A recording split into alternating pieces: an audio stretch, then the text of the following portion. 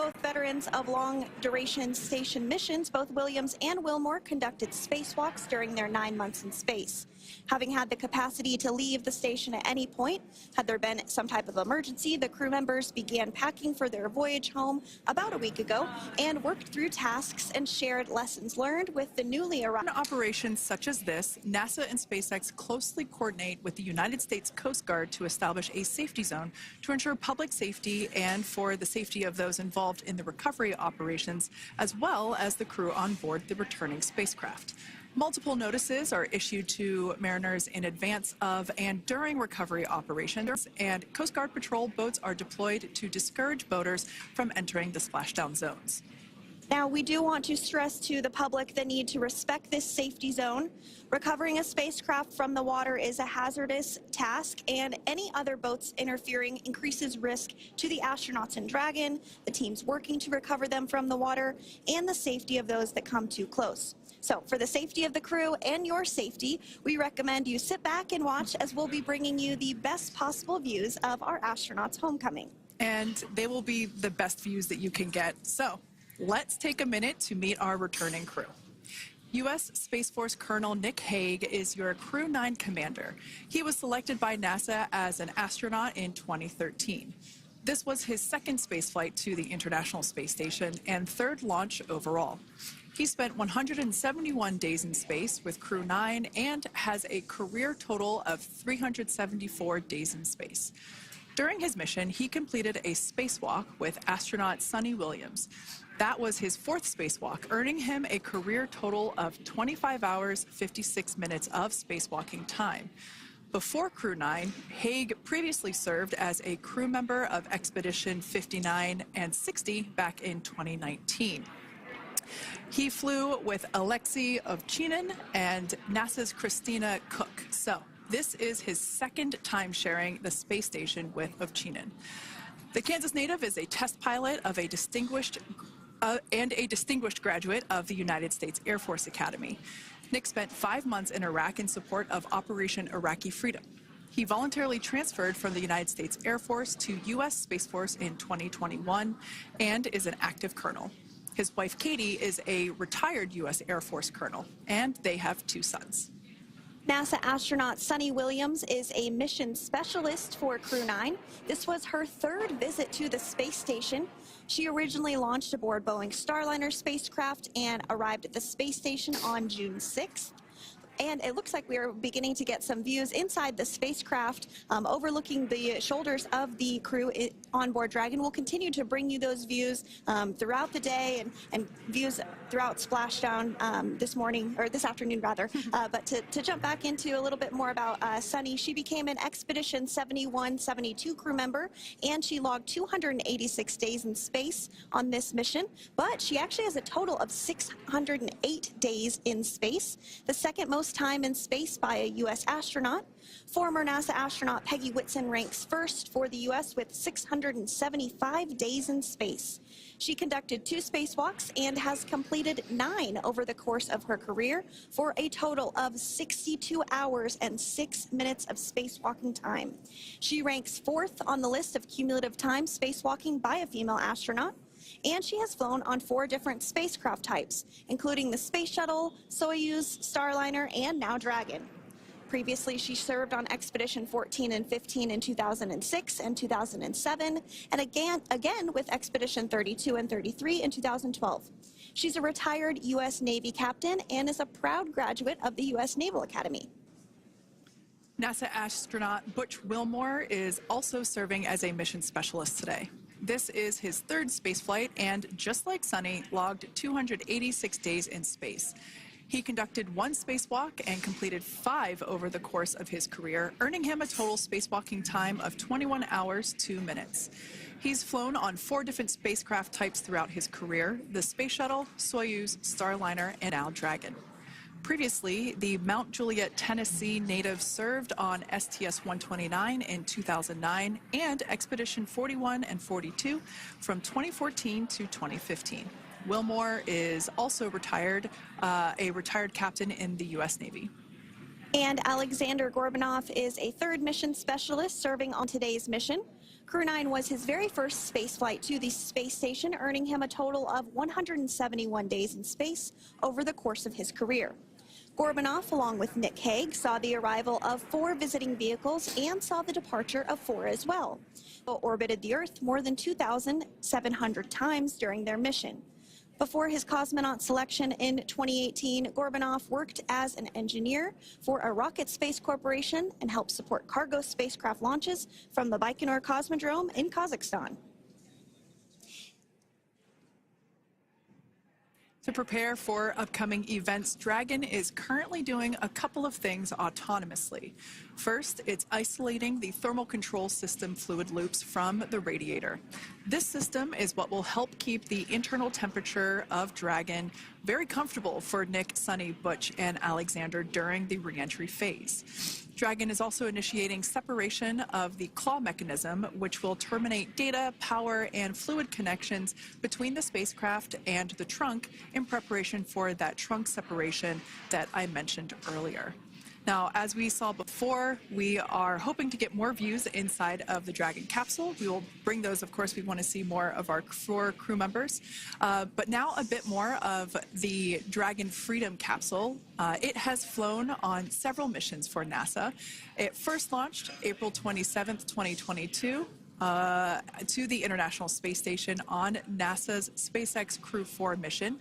It was subsequently used for 2 private spaceflight missions to the space station for Axiom Space, Axiom Mission 2 in May 2023, and Axiom Mission 3 in January of 2024. And of course, Crew 9 launched last year, is September 28th. So yeah, a little bit about the Dragon Freedom capsule. Here, a view that we have once again between the shoulders of Commander Nick Hague, who is on the left-hand side of your screen there, and Mission Specialist Alexander Gorbunov there on the right. That's right, Kate. And the next major milestone that we're looking ahead towards this afternoon is claw separation. We're targeting that claw separation at 2:05 p.m. Pacific time this afternoon, so less than 10 minutes from now. Continuing to get some views inside Dragon Freedom. To the far left there is NASA astronaut Butch Wilmore, and as you can see, the crew is suited up in their space suits. They are suited up in what we call dynamic phases of flight. So when they launch, when they dock, when they undock, when they return back for splashdown. We might hear some call-outs on the loops about putting their visors down. That will happen just prior to deorbit burn. And you'll hear us pause when some of those communications happen. That's because we want to make sure that we are relaying the best information to you all, and so that you hear it as well. So if you do hear us pause, that is what we're doing. You also see they have their on there, and I know the gloves are pretty unique on the Dragon spacesuits, right? They're custom created? Yes, the spacesuit overall is custom fit for each astronaut. These gloves enable usage of the touchscreen panels that they have in front of them. We can't see it from this view, but that view we saw earlier between Alexander Gorbunov and Nick Hague, that is a touchscreen. It allows the crew to monitor everything that Dragon is doing, along with those tablets that they have there on their legs. So yeah, the spacesuit itself is intended to act as a mini spaceship, if you will, as once the visors are closed, it is able to maintain a pressure in the unlikely event of a depressurization event for Dragon. So there we can see those screens I was talking about. So there in the center, we've got the location tracker, as well as on the left-hand side, it's mapping out the operations that Dragon is executing. The crew has to remain well informed of all these things that Dragon is doing autonomously. That basically means that Dragon is flying itself. The crew has the ability to gain control of the capsule if necessary, but the capsule is essentially going to bring itself home. But of course, in order to be familiar with Freedom, SpaceX, deorbit sequence start in 5 minutes.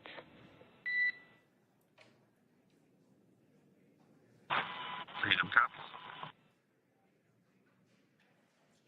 And so we did hear that call out for the deorbit sequence start to begin here in 5 minutes. That call from the ground came from the core, or Crew Operations Resource Engineer here in Hawthorne, Mission Control just behind us, and that went up to Commander Nick Hague. He's going to be doing the majority of the communications during the flight downhill today through Splashdown, and they'll be communicating with the core all along the way.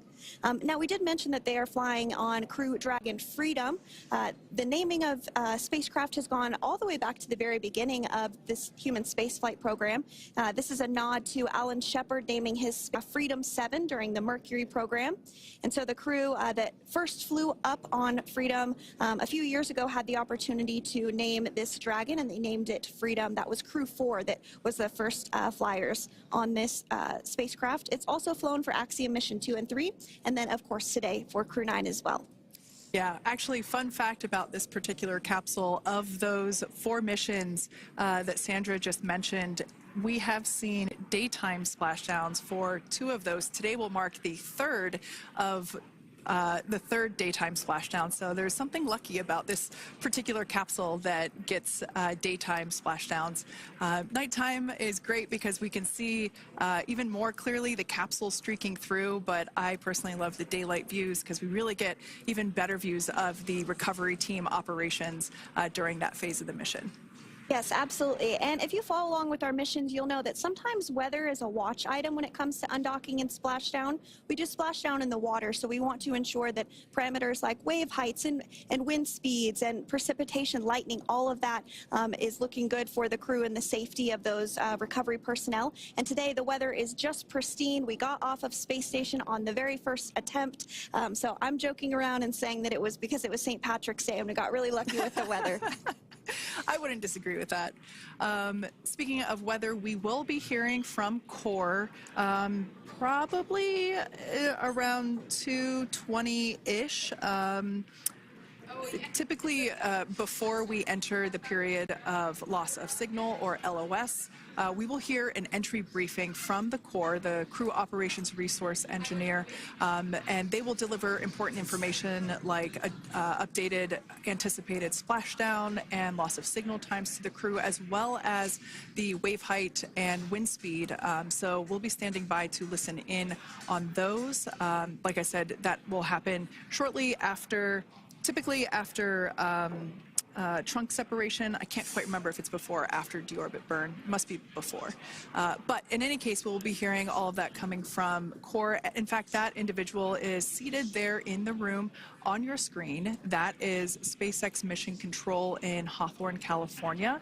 That room is located just over our shoulders, and that is where Dragon operators are standing by on console, monitoring the progress of Dragon as it continues its way home.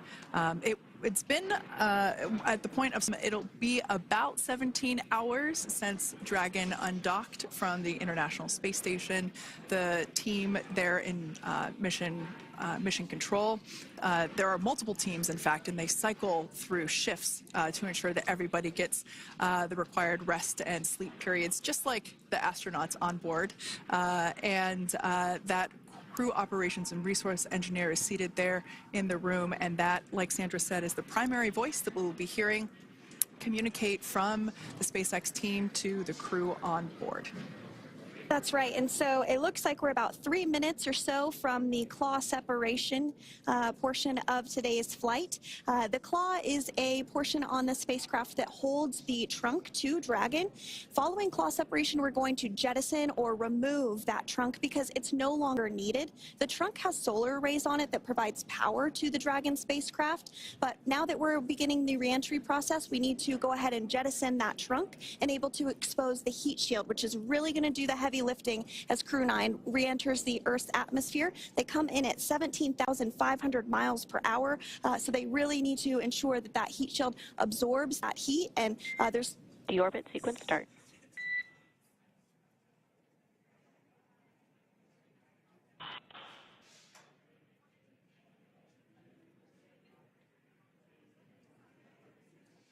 And so we did just get communications there that the deorbit sequence start has begun. So here in just a couple minutes from now, we expect to hear information or a call back about the claw separation having begun. And again, that kicks off that trunk separation portion that I was discussing to remove that, expose the heat shield, and then eventually we'll have the deorbit burn, and we'll continue to walk you through all of these milestones as we approach them ahead of our splashdown at 2:57 p.m. Pacific time this afternoon off the coast of Tallahassee, Florida. Yeah, we're very excited to bring the Crew 9 crew home. Sandra, we were talking about the trunk separation. That trunk is on a trajectory that will re-enter in the atmosphere and break up upon that re-entry. The heat shield itself is one of my favorite parts of the Dragon capsule.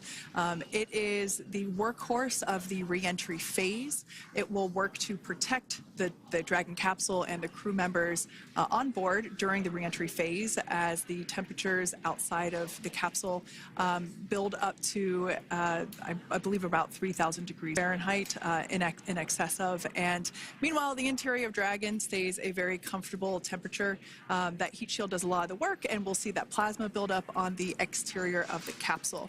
As a result of the plasma that builds up, we will lose communications with the crew. This is known as loss of signal, or LOS. This is roughly a 10-minute period on average, even less than. I believe today it is probably about 6 or 7 minutes long. It kind of depends on the mission, and it happens for every Dragon capsule that re-enters the atmosphere. Due to that plasma buildup, we're not able to communicate or command the capsule, so we stand by while we wait to regain communication after we pass through that period of loss of signal and get what's known as AOS, or acquisition of signal. Continuing to stand by for claw separation, and then we'll look towards trunk separation. It'll be just about a minute or so after that. That happens pretty rapidly in succession. Some of our milestones will take a little bit longer throughout the day. For example, we will have a deorbit burn after that will take about 7.5 minutes and helps get Dragon set up in the right trajectory to splash down in the Gulf off the coast of Florida. So continuing to stand by for claw separation.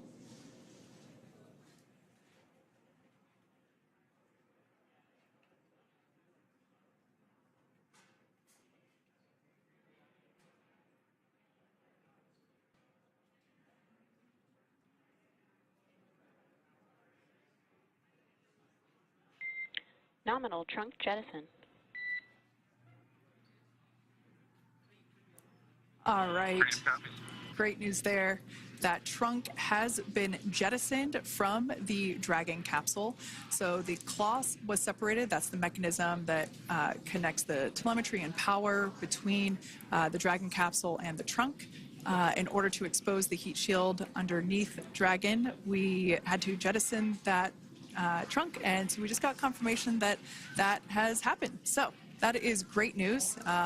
Basically means that telemetry is looking good, and that the nitrox system is primed for cabin and suit cooling, and the heat shield, like I said, is now exposed and ready for atmospheric re-entry. The trunk served its purpose by gathering energy from the sun through its solar cells and converting that to battery power. Since we separated the trunk, we can't generate any more new power, but we really don't need to since we're coming home and Dragon has enough battery power already stored. Now up next, the final steps that Dragon will perform prior to re-entry: the slew, or the maneuver to deorbit burn attitude, and then the deorbit burn itself.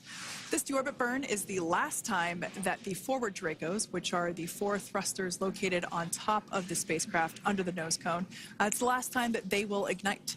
The deorbit burn will place Dragon on a precise trajectory to return to the splashdown zone off the coast of Florida, off the coast of Tallahassee, Florida, and that will last about 7.5 minutes once it starts. And so deorbit burn is targeted for 2:11 p.m. Central Time, so about 2 minutes from now. As we mentioned, it's going to last about 7.5 minutes, again, helping to get Dragon into the precise trajectory to ensure that splashdown occurs in the area that was calculated and where the recovery team is already in place, ready to support splashdown operations today. The recovery vessel Megan is the ship that is going to be utilized today, and we also have what is called fast boats that go out first to check the spacecraft and make sure everything is looking good before the recovery vessel Megan approaches. So that whole recovery process takes about an hour, I would say, from the time the crew splashes down to the time they're on the boat and the crew gets out of the capsule. And we'll continue to bring you live coverage through every step of the way today as Crew 9 returns home. Indeed. Now, let's take a little bit of a closer look at Dragon. One of the great things about being close to the space station is that we can use space station cameras to look at Dragon. But now that Dragon is on its way home, we don't have those external cameras. So here's an animation of what the capsule looks like. We've got the pressurized section, the capsule on the top, and the trunk or the unpressurized section on the bottom. That's where those solar panels that we manufacture in-house are located, soaking up the energy from the sun and turning it into power for the capsule. At the very top of the capsule is the nose cone. That is where the Dracos, the forward Dracos, are located. That nose cone is currently open, not closed like we saw in that animation. Once we get through the final maneuverings for the re-entry phase, we will close the nose cone capsule just before Dragon begins its atmospheric entry to protect that forward hatch there located along with those forward Dracos. So go ahead. Oh, that's right. I was going to mention that the nose cone does open shortly after launch, and it remains open the entire time that Dragon is docked to the International Space Station. So as an example for this particular spacecraft, Freedom, since September when it docked to the International Space Station, remains open that entire time, and here shortly it will close for the very first time since December. So quick recap of what Dragon has done in recent history here. We basically began preparations for re-entry known as the deorbit sequence. So Dragon released the trunk. As we said before, we separated the claw, we released the trunk. It next will slew to the deorbit burn attitude. Slew basically meaning maneuver, so it will position itself correctly to execute that deorbit burn. We want the heat shield side to be facing forward, or first, if you will. We want that to be the leading edge of the Dragon capsule, as that heat shield is meant to basically be an ablative material for the heat that it will incur. Once we complete that deorbit burn attitude slew, we will initiate the deorbit burn itself. That will last for several minutes, expecting that to be to start here any moment now, actually, and then it will go until about 2:18 p.m. Pacific time or 5:18 p.m. Eastern time. And I did hear confirmation that that deorbit burn is underway. As we mentioned, it's about a 7.5-minute burn. So within the last 10 minutes, Dragon has jettisoned its trunk and initiated the deorbit burn just seconds ago. As mentioned earlier, for those operations, NASA and SpaceX closely coordinate with the United States Coast Guard to establish a safety zone to ensure public safety and for the safety of those involved in the recovery operations, as well as the crew on board the returning spacecraft. Multiple notices are issued to the mariners in advance of and during recovery operations, and Coast Guard patrol boats are deployed to discourage boaters from entering the spacecraft, the splashdown zones. So we do want to stress to the public the need to respect this safety zone. Recovering a spacecraft from the water is a hazardous operation, and any other boats interfering increases the risk to not only the astronauts in Dragon, but the teams working to recover them from the water and the safety of those that may come too close. So for the safety of the crew, which you see there on your screen, for safety, we recommend you sit back and watch as we'll continue to bring you the best possible views of our astronauts' homecoming. Yeah, as I mentioned earlier, this deorbit burn is the last time that we will utilize our 4 forward Draco thrusters. Forward basically meaning at the top of the Dragon capsule. Dragon Freedom has not yet entered the Earth's atmosphere. This deorbit burn is what will line the vehicle up and put it on its final trajectory to the landing site right off the coast of Tallahassee, Florida. So basically, it is the last burn that the Dragon spacecraft executes and is what really locks it in for that precise landing. As you can see on your screen right now, Nick, Suni, Butch, and Alexander are using their screens to keep tabs on the burn duration, the Draco firings, and trajectory details such as entry angle, spacecraft perigee, and how much distance remains until deorbit burn termination. As I mentioned earlier, Dragon is flying itself. So all the crew has to do is stay strapped into their seats and keep tabs on things. Although I must say, if I had one of those window seats, it would be pretty difficult to restrain myself. Now, with Nick, Suni, Butch, and Alexander ready to deorbit and splashdown back on Earth, they will be heading to one of 8 targeted sites supported by SpaceX and NASA. All of these sites are located off the coast of Florida, either in the Gulf of America or the Atlantic Ocean. Spreading the supported sites across multiple locations helps maximize the return opportunities for mission and future crews, lowering the chance that we'll have to wave off due to bad weather.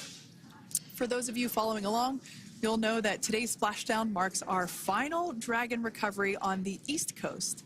After 6 great years of successful recovery operations off the East Coast, we'll be moving all Dragon recovery operations back to the West Coast.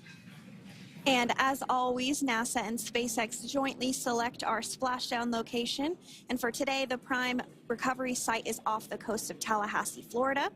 The selection process works with a lot of different variables, including the space station's orbital trajectory or path that it follows, what landing sites are available and have favorable weather, how much free flight capability Dragon has for the trip home, and the sleep schedules for the returning crew members, as well as, of course, the big one, the weather. We'll start with calculating daily return options based off of the space station's current orbit and Dragon's capabilities to maneuver and line up for re-entry. The time from undock to landing at the primary site can vary from less than 6 hours to more than 39. Getting home the quickest comes with some obvious benefits, but we always have to make sure the crew is properly rested for dynamic operations, preventing us from scheduling 20-plus hour days for them, of course. Trajectory and ballistic experts provide the daily opportunities that would line up Dragon with the 7 landing zones and split them into what we call ascending and descending opportunities. Dragon uses its Draco thrusters after leaving station to execute a series of altitude-lowering maneuvers and to line up with the selected primary site. It can also change to different alternative sites while in a free flight if sudden weather moves in that we may need to avoid. So, as we mentioned, weather is something we're constantly looking at, making the final call to proceed about 2.5 hours before the crew undocks. So, for the Crew 9 return, we looked at a number of weather items. Some of the obvious ones are no rain or a chance of lightning in the recovery zone, both for the safety of the crew inside Dragon and the recovery teams in the water.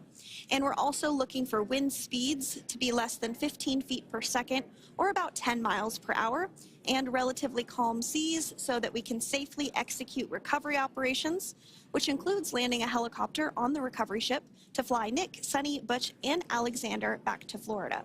Once Dragon began flying today, we had a number of additional checkpoints to either proceed towards the primary site, head to the alternate, or select a new zone based on real-time weather data. These checks happened all the way up until we were in the final hours before the deorbit burn, which has just about a minute or so left in it. And this is the last burn in the trip home that commits Dragon to re-entering the Earth's atmosphere. Now, we are currently waiting to conclude the deorbit burn. We've got less than a minute until that finishes. We will expect to hear a call out for nominal burn, which will confirm completion of that deorbit burn for Dragon Freedom.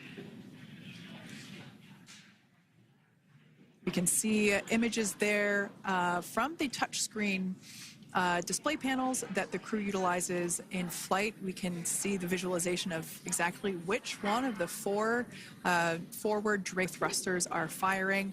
That's why you have kind of like a strobe effect there.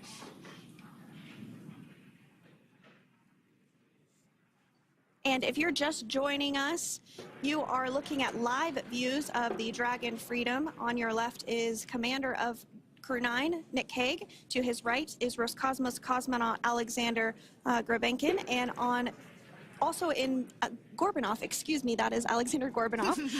And then also in the capsule today is NASA astronaut Suni Williams and Butch Wilmore.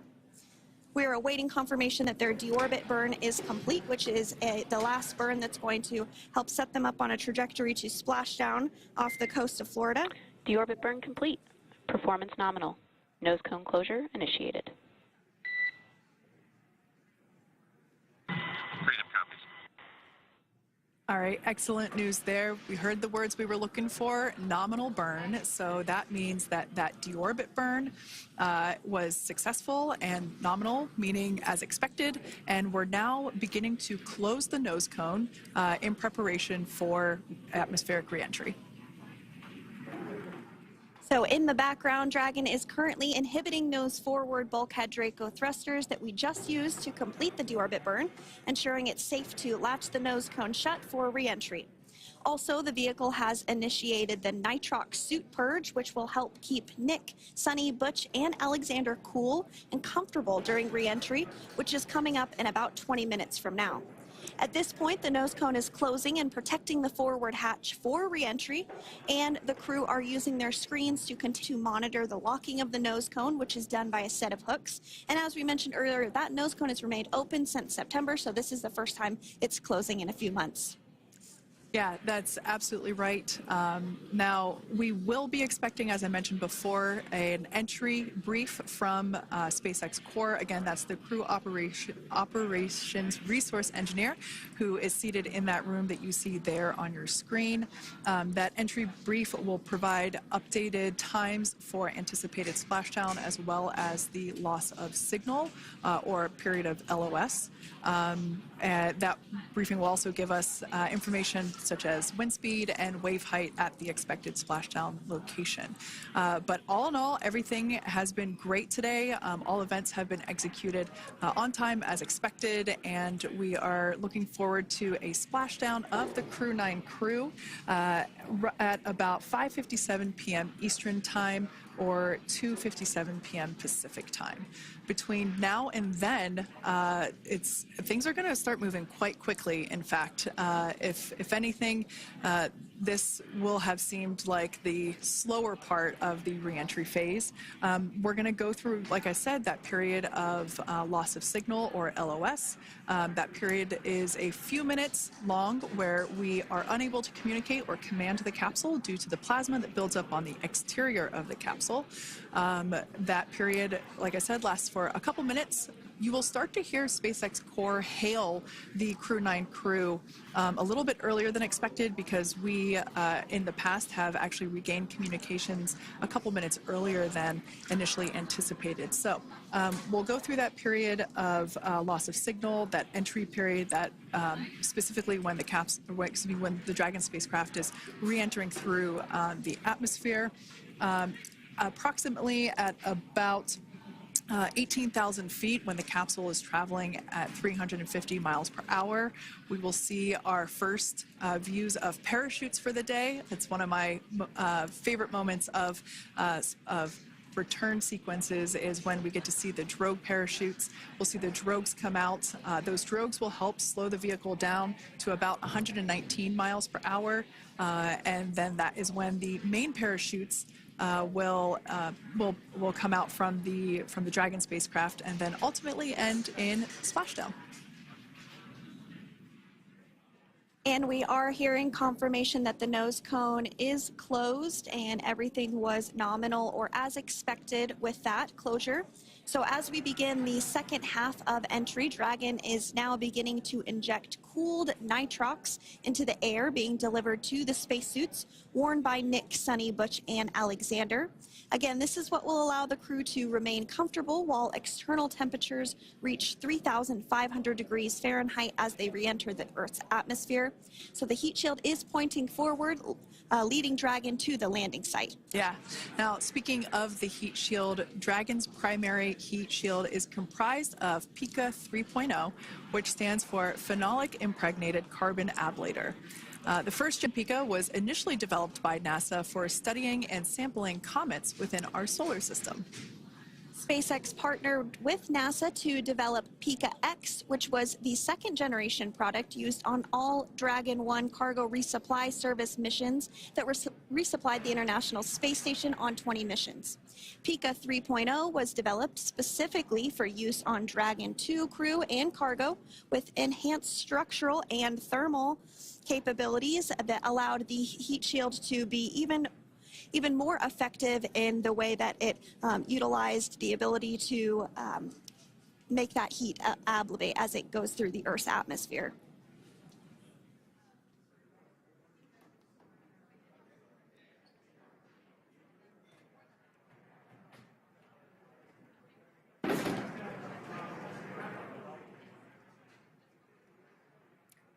The remainder of Dragon is composed primarily of a SpaceX proprietary ablative material. It's another class of thermal protection which is lighter weight versus PICA and protects the underlying composite structure during reentry to ensure the structural capabilities are maintained.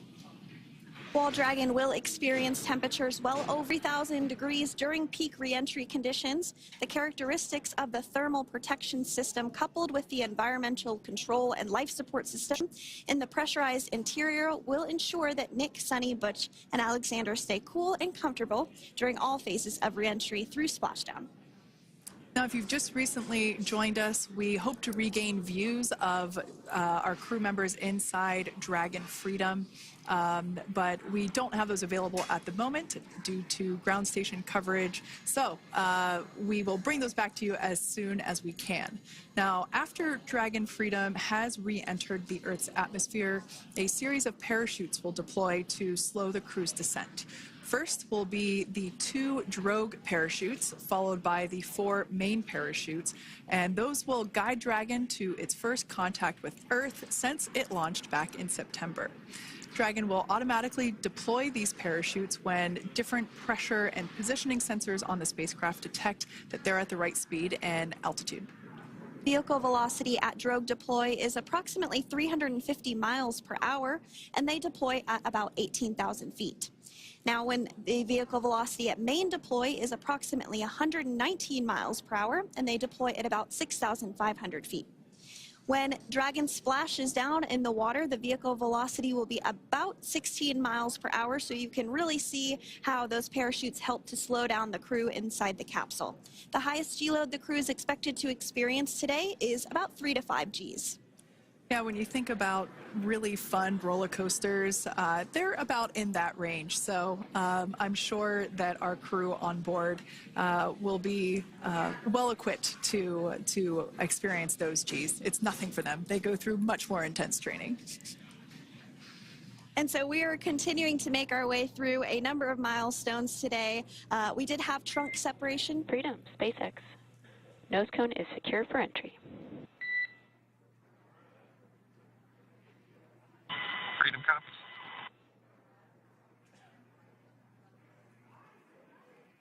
All right, great news there. That tells us that the final physical configuration change for Dragon is complete. We have closed that nose cone. This is the last physical change that Dragon undergoes prior to re-entering the Earth's atmosphere. It's important that that nose cone is completely closed because underneath it is not only where the 4 forward Draco thrusters are located, but it's also because that is where the forward hatch is located. That is the hatch that is utilized for the crew to ingress and egress from the station while it is docked on board. And since our capsules are are flight proven, and we reuse them on future space flights. We want to make sure that all of the integrity of that hardware remains intact. So that nose cone is successfully closed, and we're going to start moving pretty quickly here. As I mentioned before, we'll go through loss of signal. We'll get that signal back several minutes later, and then we'll see the parachute action. Yep, and then that's all ahead of Splashdown off the coast of Florida. We're targeting Tallahassee as our splashdown zone today at 2:57 p.m. Pacific time this afternoon. Now, you did mention the call to the crew. They'll do some additional calculations following that burn and potentially let us know if that splashdown time has changed at all. But right now, we are continuing to target 2:57 p.m. And you can see there on your screen a path of where Dragon will be re-entering today. So if you are in the southern tip of Mexico, you might have the opportunity to see Dragon. Because it's a daytime splashdown, you probably won't have too great of views, but potentially you'll have the opportunity to get a glimpse of it there. Once again, Dragon operators, they're monitoring the progress of Dragon through this re-entry phase. That is SpaceX Mission Control, located here in Hawthorne, California. That is also where the crew operations and resource engineer is seated. That person is the voice that we have heard multiple times and will continue to hear as the primary point of contact to the crew on board Dragon Freedom. We will also hear the voice of Commander Nick Hague.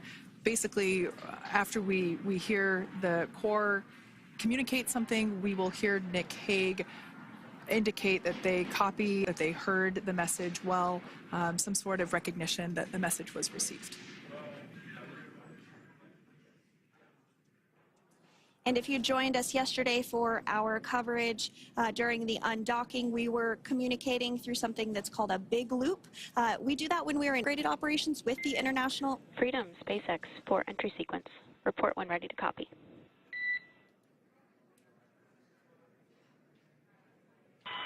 Ready to copy.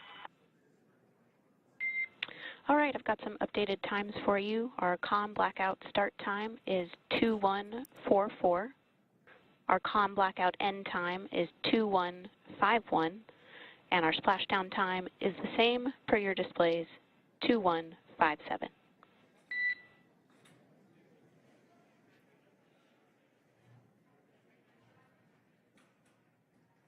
Okay.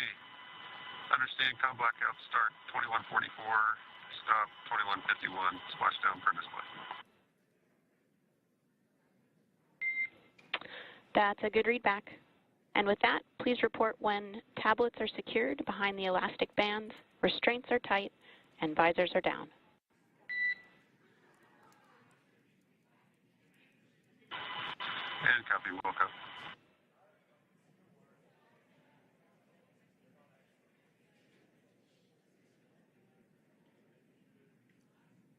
And with that communication from the Corps or Crew Operations Resource Engineer here in Hawthorne to Commander Nick Hague of Crew Dragon Freedom, we did hear that the loss of signal period is still at 2:44 p.m. Pacific, but we had a 1-minute adjustment to the acquisition of signal. That's going to now be at 2:51 p.m. Pacific time. However, our splashdown time remains the same at 2:57 p.m. Pacific time this afternoon off the coast of Tallahassee, Florida.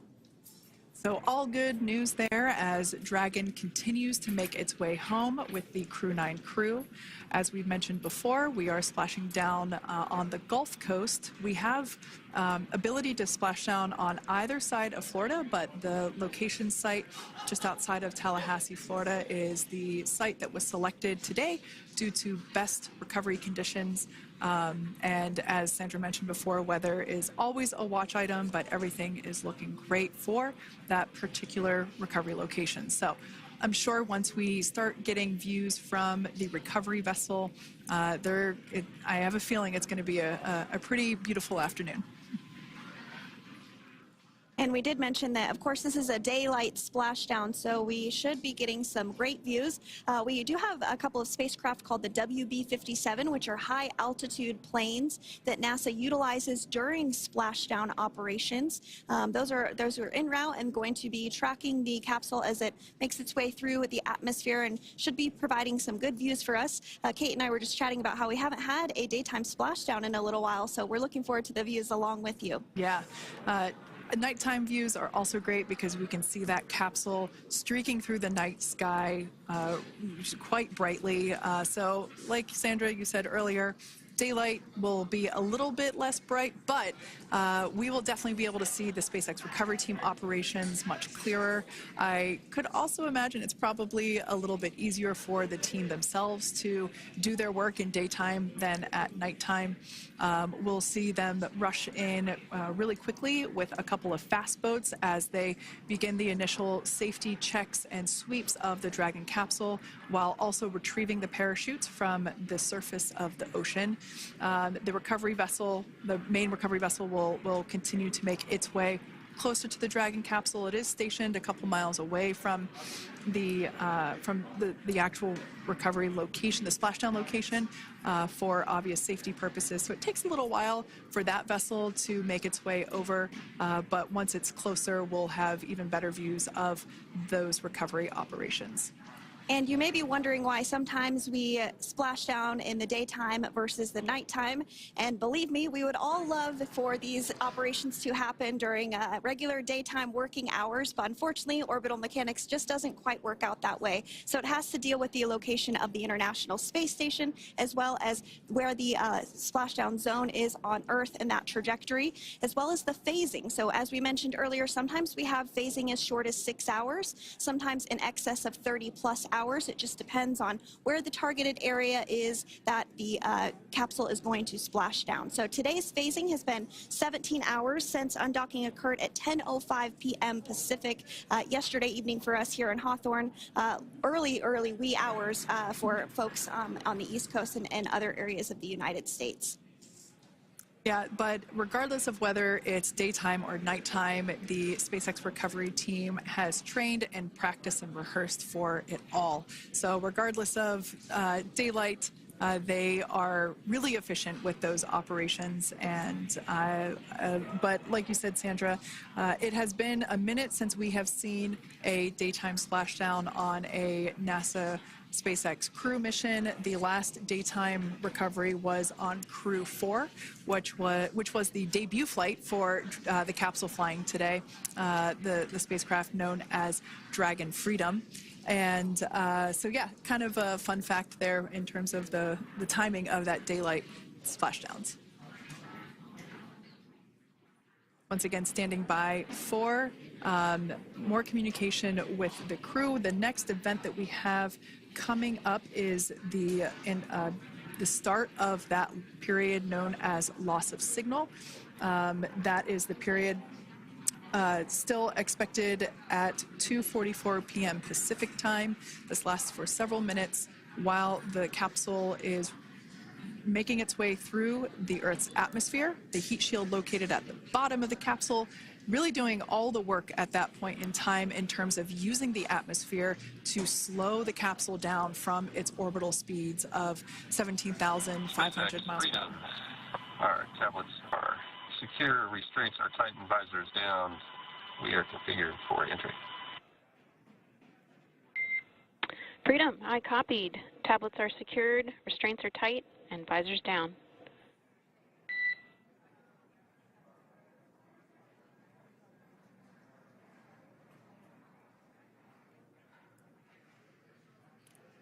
All right, great news there in terms of continuing to make progress. That back and forth communication we heard was just letting Core know that per their instructions, Crew 9 has now put away everything that was necessary in order to begin the re-entry, including those tablets that were located on their legs. Those are now stowed away. They've tightened that safety harness that we see there, and the visors are now down. So with all that being said, let's take a minute to meet our returning crew. U.S. Space Force Colonel Nick Hague is your Crew 9 commander. He was selected by NASA as an astronaut in 2013. This was his second spaceflight to the International Space Station and third launch overall. He spent 171 days in space with Crew 9 and has a career total of 374 days in space. During his mission, he completed a spacewalk with astronaut Suni Williams. That was his fourth spacewalk, earning him a career total of 25 hours, 56 minutes of spacewalking time. Before Crew 9, Haig previously served as a crew member of Expedition 59 and 60 back in 2019. He flew with Alexei Ovchinin and NASA's Christina Cook. So this is his second time sharing the space station with Ovchinin. The Kansas native is a test pilot and distinguished graduate of the United States Air Force Academy. Nick spent 5 months in Iraq in support of Operation Iraqi Freedom. He voluntarily transferred from the United States Air Force to U.S. Space Force in 2021 and is an active colonel. His wife, Katie, is a retired U.S. Air Force colonel, and they have 2 sons. NASA astronaut Suni Williams is a mission specialist for Crew 9. This was her third visit to the International Space Station. She originally launched aboard Boeing Starliner spacecraft and arrived at the space station on June 6th. Following the agency's decision to return Starliner uncrewed, she became an Expedition 71 and 72 crew member, where she logged 286 days in space on this mission. But Suni has a total of 608 days in space, the second most time in space by a U.S. astronaut. 5 minutes until predicted calm blackout. We'll see you on the other side at 21:51.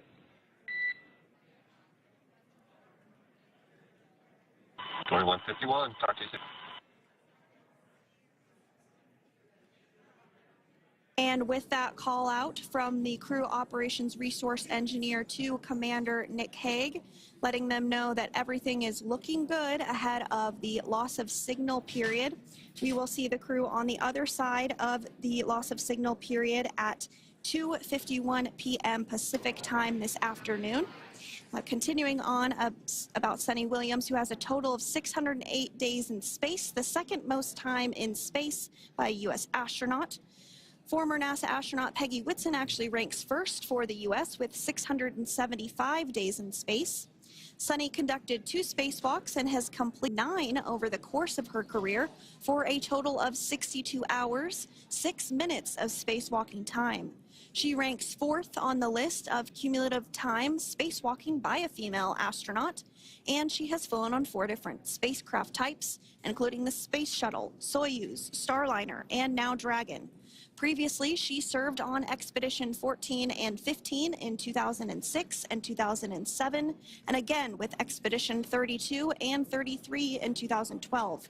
She's a retired U.S. Navy captain and is a proud graduate of the U.S. Naval Academy and was the first astronaut to run a marathon in space. Pretty awesome stuff. Now, NASA astronaut Butch Wilmore is also serving as a mission specialist today. This is his 3rd spaceflight and, just like Suni, logged 286 days in space. He conducted 1 spacewalk and completed 5 over the course of his career, earning him a total spacewalking time of 21 hours and 2 minutes. He's flown on 4 different spacecraft types throughout his career: the Space Shuttle, Soyuz, Starliner, and now Dragon. Previously, the Mount Juliet, Tennessee native served on STS-129 in 2009 and Expedition 41 and 42 from 2014 to 2015. Wilmore is also a retired captain in the U.S. Navy. Next up is Alexander Gorbanov, who is the 3rd mission specialist serving on today's mission. Crew 9 was his first space flight to the space station, earning him a total of 171 days in space over the course of his career. Gorbanov, along with Nick Haig, saw the arrival of 4 visiting vehicles and saw the departure of 4 as well. The duo orbited the Earth more than 2,700 times since September. Before his cosmonaut selection in 2018, Gorbanov worked as an engineer for a Rox Corporation and helped support cargo spacecraft launches from the Baikonur Cosmodrome in Kazakhstan.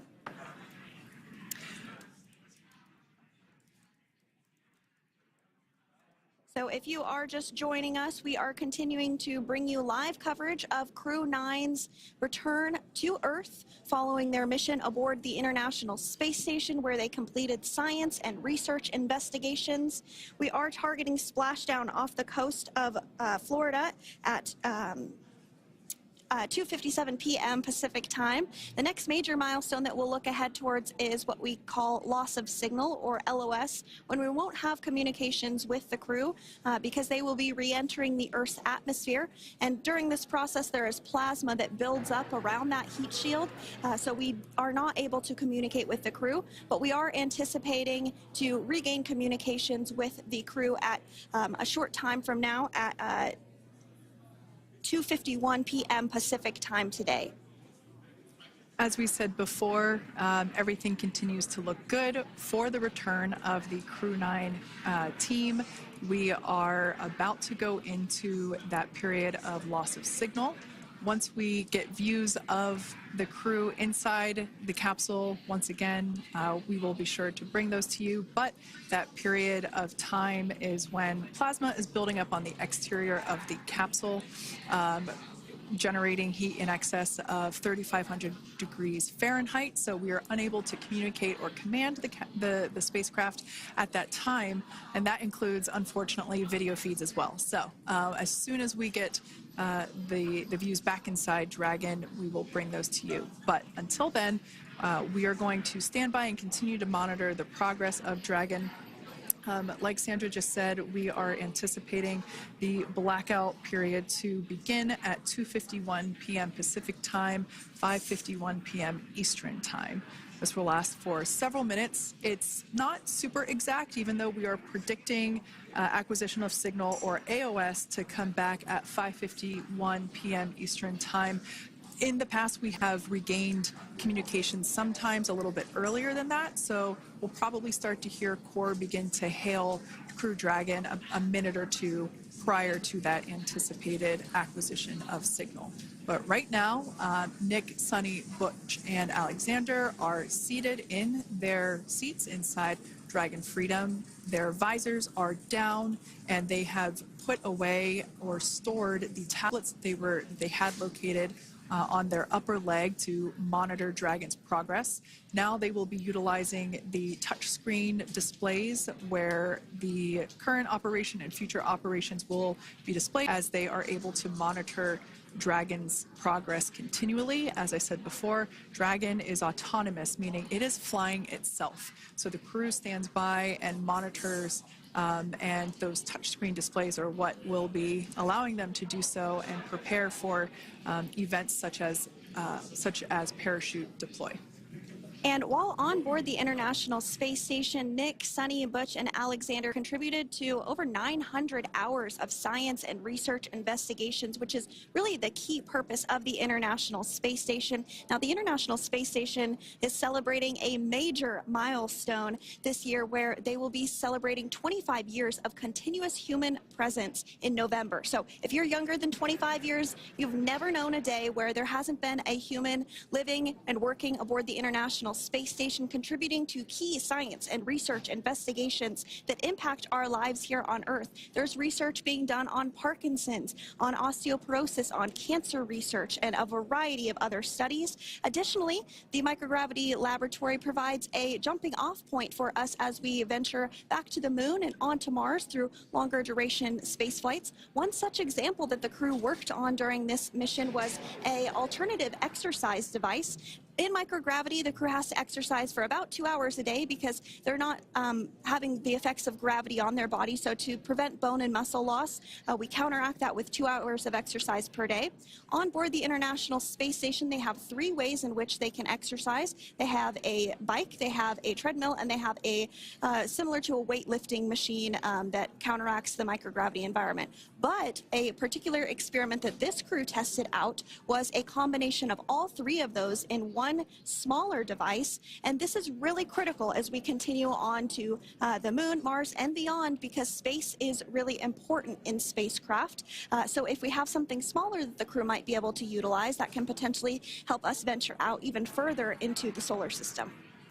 So science is really the name of the game when it comes to the International Space Station. Some of the other science highlights that took place during this increment that are particularly interesting to me was we had the first wooden satellite that was deployed.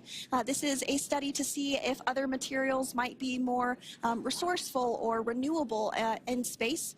So I'm really excited to see the results of that one as well. Additionally, we had a couple of spacewalks that took place to not only provide maintenance to the International Space Station, but also where we swabbed the outside of the space station near vents to see if any microbes that we all have microbes on us, to see if any of those could survive in the harsh environment of space, which again is very important for us to know and understand as we continue to the moon, Mars, and beyond. Very exciting stuff. Now, at this point, we have now entered the communications blackout period for the Dragon spacecraft. This lasts approximately 7 minutes due to plasma formation around the spacecraft itself. During this time, no vehicle telemetry is received by mission control or the recovery team, and no external commanding of the vehicle or voice communication is possible. But as a reminder, Dragon is designed to fly itself. During re-entry, the vehicle will be slowing down from orbital velocity, which is approximately 17,500 miles per hour. The top temperature that Dragon will experience upon re-entry is 3,500 degrees Fahrenheit. This blackout period, as I said before, we expect it to last about 7 minutes today, concluding at 5:51 p.m. Eastern Time or 2:51 p.m. Pacific Time. We right there have our first view of Dragon Freedom coming home to Earth. And that view is from the WB-57, which is one of NASA's high-altitude planes that is tracking. Now, because of the way that this camera is configured, it does look like it is dark, but it is indeed daytime, and you're beginning to see that plasma trail as Dragon re-enters the Earth's atmosphere. All of that is expected. We are anticipating an acquisition of signal around 2:51 p.m. Pacific Time, so just minutes from now, and you may hear the core begin to hail out or call Dragon for communications and see if we can potentially get communications with them a little bit earlier. Following this, we'll have two events in rapid succession. We'll have the drogue parachutes deploy at 2:53 p.m. Pacific, followed by the mains just 1 minute later at 2:54 p.m. Pacific Time, ahead of a splashdown at 2:57 p.m. Pacific Time off the coast of Tallahassee, Florida.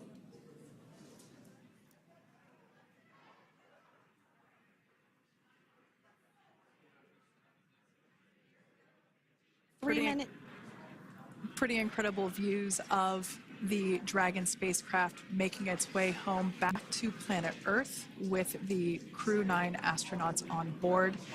Once again, this view is coming from the WB-57 plane. That heat shield we can see doing magnificent work as it works to... Freedom, SpaceX, comm check.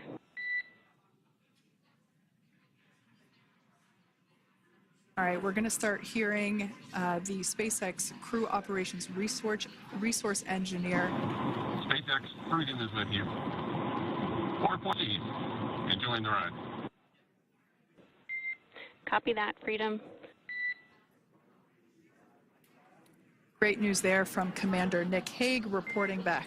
We see a healthy flight computer. Expect automated chute deployment.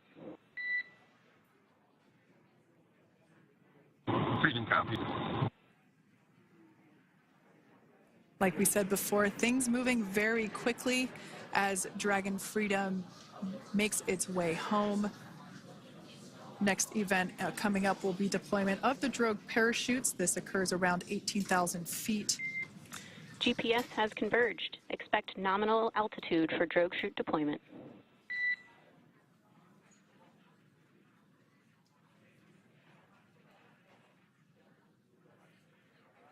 We're about 2 minutes away from deployment of those drogue parachutes. Now the heat shield is continuing to work to slow the vehicle down. That entry period, the Dragon spacecraft went from orbital velocity about 17,500 miles per hour down to about 350 miles per hour. So that really gives you a sense of why that plasma builds up on the exterior of the capsule thanks to the heat shield and the work that it does. Those drogue parachutes will slow it down from 350 to about 119 miles per hour. We can see 15 kilometers. Brace for drogue window. We can see seat rotation happening inside the capsule. Great to get those first views of our crew members. Once again, the capsules are going about 350 miles per hour when the drogues are deployed. Those drogue parachutes that we manufacture here in-house are going to slow the spacecraft down to 119 miles per hour.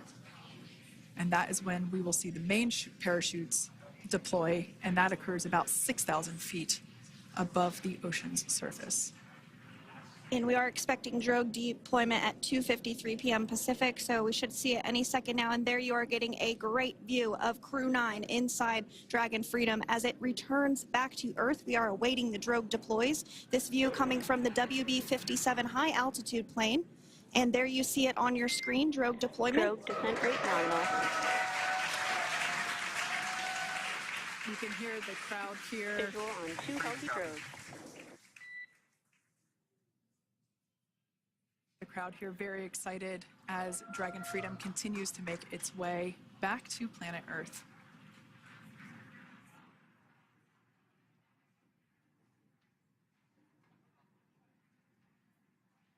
Next up, we'll stand by for the main deployment of the parachutes. The mains are quite a bit larger. You'll be able to notice the difference on your screen once they deploy, and they continue to ensure that the Dragon spacecraft slows down even further. As we mentioned, Freedom will be traveling 16 miles per hour when it splashes down off the coast of Tallahassee, Florida, here at 2:57 p.m. Pacific time this afternoon. And there we go. We have visual on 4 healthy mains. That view was from inside. Freedom copy. That view was from inside one of the buckets where the parachutes are located. So we see a great view there of the reefing on those parachutes. And as those main parachutes begin to inflate fully, 4 beautiful, healthy mains. Now awaiting visuals of Splashdown. Freedom, 1,000. We'll start to hear Commander Nick Hague. Copy, 1,000. As we heard right there, Commander Nick Hague will be calling out the altitude of the Dragon capsule from here on out. Landing in water is simpler and provides more margin against unlikely parachute issues. You can see those parachutes continuing to slow the Dragon capsule down. And if you're just joining us, you're looking at 800 meters. a live view of Crew 9, just minutes away from splashing down off the coast of Tallahassee, Florida. Splashdown 2 minutes from now at 2:57 p.m. Pacific. We do have 4 healthy mains really doing the job there. Just breathtaking views of a calm, glass-like ocean off the coast of Tallahassee, Florida. Crew 9 just minutes away from splashing down. This is really such an incredible shot. Copy, 600. That was a live view from our recovery vessel, Megan, which is stationed a couple miles away from the splashdown site. We can see the crew there using their restraints as resting places for their arms. They were just in space moments ago, so their arms were able to float freely. 400 meters. This is a gorgeous bluebird day here that we have for the splashdown of Crew 9. It's incredible to think that the Dragon capsule just minutes ago was going over 17,000 miles per hour, and now gently coasting to a soft splashdown. 200. Copy, 200 meters. Brace for splashdown.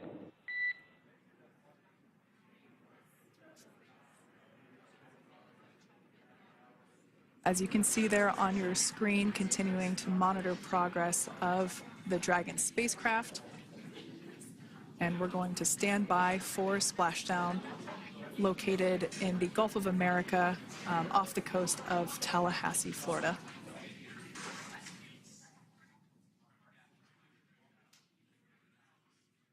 And Splashdown, Crew 9 back on Earth.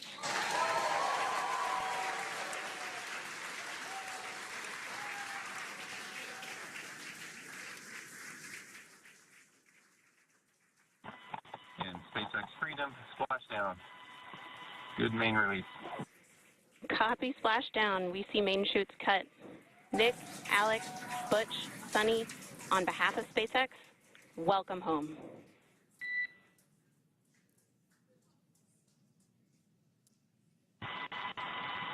It is an amazing, what a ride. I see a capsule full of grins ear to ear.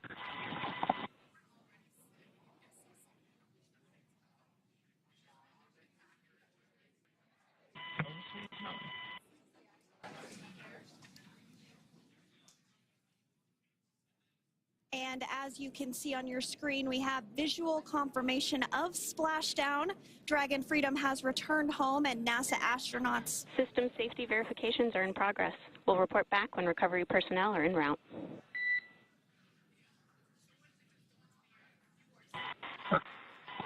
Understand. And we're in section 2 of 4.800 landing response. And looking for your words on this is necessary.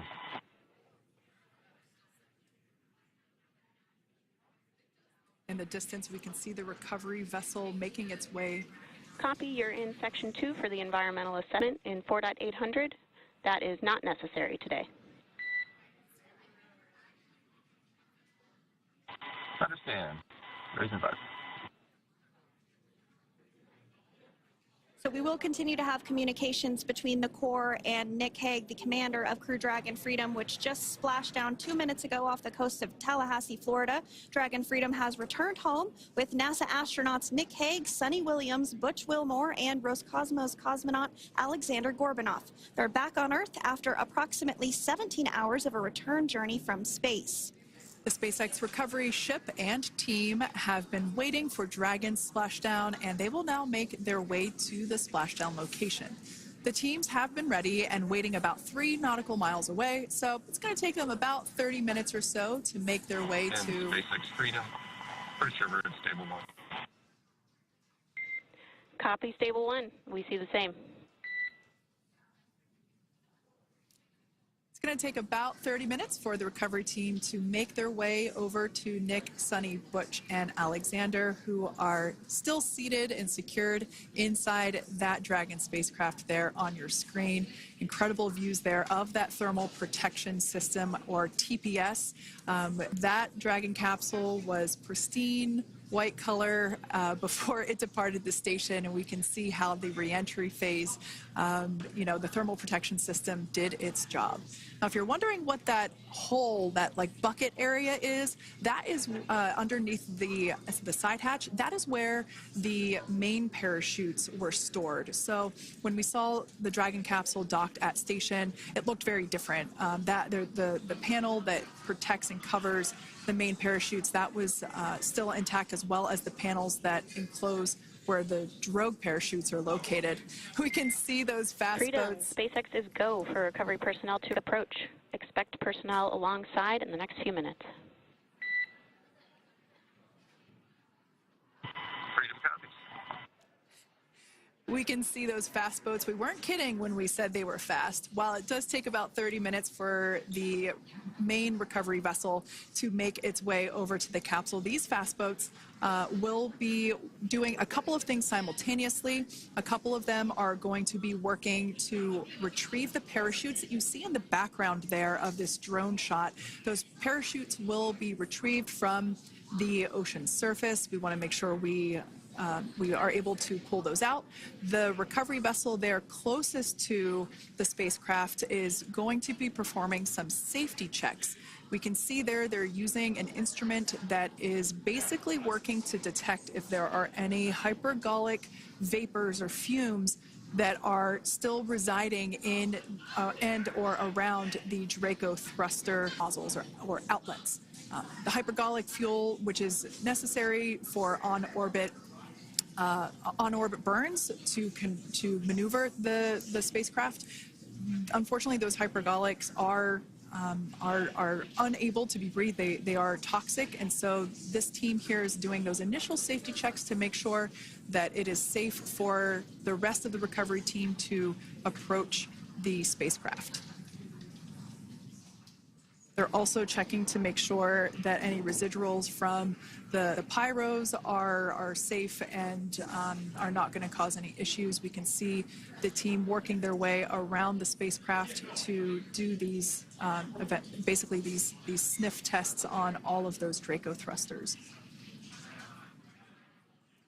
And as we continue to await the recovery of our Dragon spacecraft with NASA astronauts Nick Hague, Suni Williams, Butch Wilmore, and Roscosmos cosmonaut Alexander Gorbanov inside, Dragon has autonomously completed several steps to safe itself following splashdown.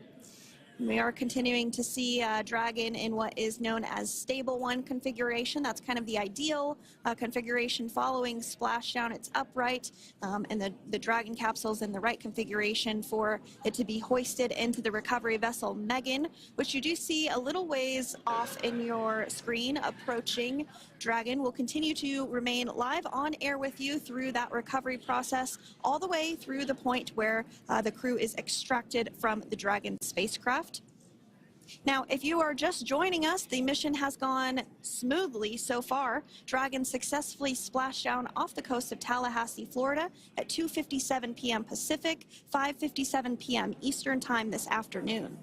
Approximately 17 hours prior to splashdown, Dragon autonomously undocked from the International Space Station, completed a series of departure burns, jettisoned its trunk section, and performed its final burn, the deorbit burn. This placed the Dragon spacecraft on a trajectory toward Tallahassee, Florida. Dragon successfully re-entered the Earth's atmosphere, followed by deployment of its parachutes to slow the spacecraft down to a gentle splashdown. We're now going to follow the Freedom. Hypergol sweeps and unfired ordnance checks are nominal. Rigging is in progress. Approximately 25 minutes until capsule lift. Stand by for PMC with SpaceX flight surgeon.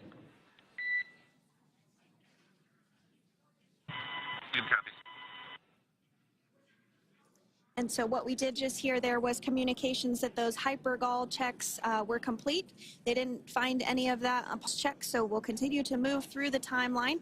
Next up is a process called rigging, which you see happening right now on your screen. This is when a SpaceX recovery personnel actually works to climb aboard the capsule and work through procedures ahead of lifting onto the nest of the recovery vessel Megan. We heard it's going to be about 25 minutes or so until that lift actually takes place.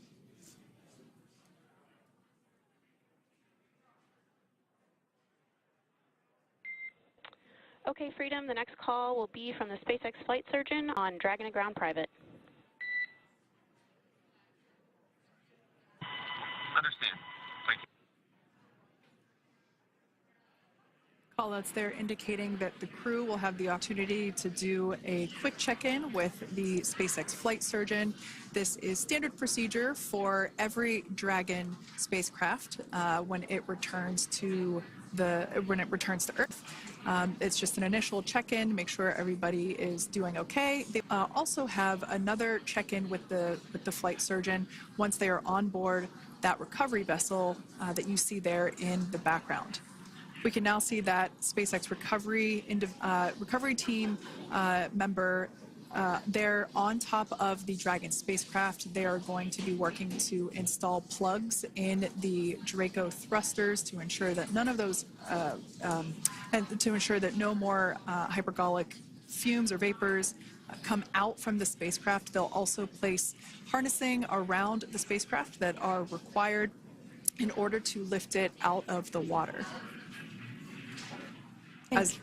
Go ahead, Sandra. Continuing to get some views of the recovery personnel, both the main recovery vessel Megan, as well as some of those fast boats that we've discussed previously. It looks like just a beautiful day there out off the coast of Tallahassee, Florida. Weather was pristine. We were able to get undocked from the International Space Station as expected at 10:05 p.m. Pacific time yesterday evening, and Crew Dragon has since completed steps ahead of its splashdown at 2:57 p.m. Pacific, and we're now stepping through procedures to get Dragon hoisted up onto the Megan recovery vessel and get the crew extracted out of the spacecraft. And you did see some of the parachutes that were near the spacecraft. Upon detection of landing, Dragon automatically releases those main parachutes to prevent wind from pulling the spacecraft. Dragon then automatically safes any pyrotechnics that may still be present on the vehicle and may automatically perform additional minor system reconfigurations. The astronauts will remain seated and in their suits at this point, but the onboard air conditioning keeps things temperature controlled inside the spacecraft so the crew remains comfortable, and the communication systems. Freedom, SpaceX, comm check. SpaceX, this is Freedom. We have loud and clear. Copy that, Freedom. Have you loud and clear as well, and Dragon to ground is no longer private. Understand, thank you. As we saw there on the screen, we have a couple of fast boats in the recovery fleet that have quickly moved into the splashdown location. They are being followed by one of the main recovery vessels, which will move into position upwind of the spacecraft. The two fast boats have very specific roles. Excuse me. The first approach is focused on immediate safety inspection, as we saw. They do this for spacecraft integrity and checking for any presence of those hypergolic propellant vapors. And this ensures that it is safe for the recovery vessel to approach Dragon. Once Dragon is cleared for full approach, as we heard is the case today, the team begins rigging the spacecraft for water recovery by the recovery ship. The second fast boat is responsible for parachute recovery and also serves as a redundant boat to the first one that makes the initial approach to the Dragon spacecraft. As we saw a little bit earlier, we were also able to see one of the recovery team members get on a jet ski to help gather up the parachutes that were automatically detached from the Dragon spacecraft upon splashdown. And it will take a little over 10 minutes for the recovery crew to complete their safety checks. Once they complete, the team will begin preparing Dragon to be lifted, and as you see, they are preparing for that to take place at this point. As part of the preparation for this lift, one member of the recovery team has climbed on top of the spacecraft already so they can attach Dragon's hoist rings and connect to the lifting lines. It will take us less than an hour to raise Dragon to the recovery boat and remove the crew from the spacecraft. After medical checkouts, the crew will return to land within 4 hours by helicopter. And if no additional medical assistance is needed, the crew will board a waiting NASA plane and depart for Houston.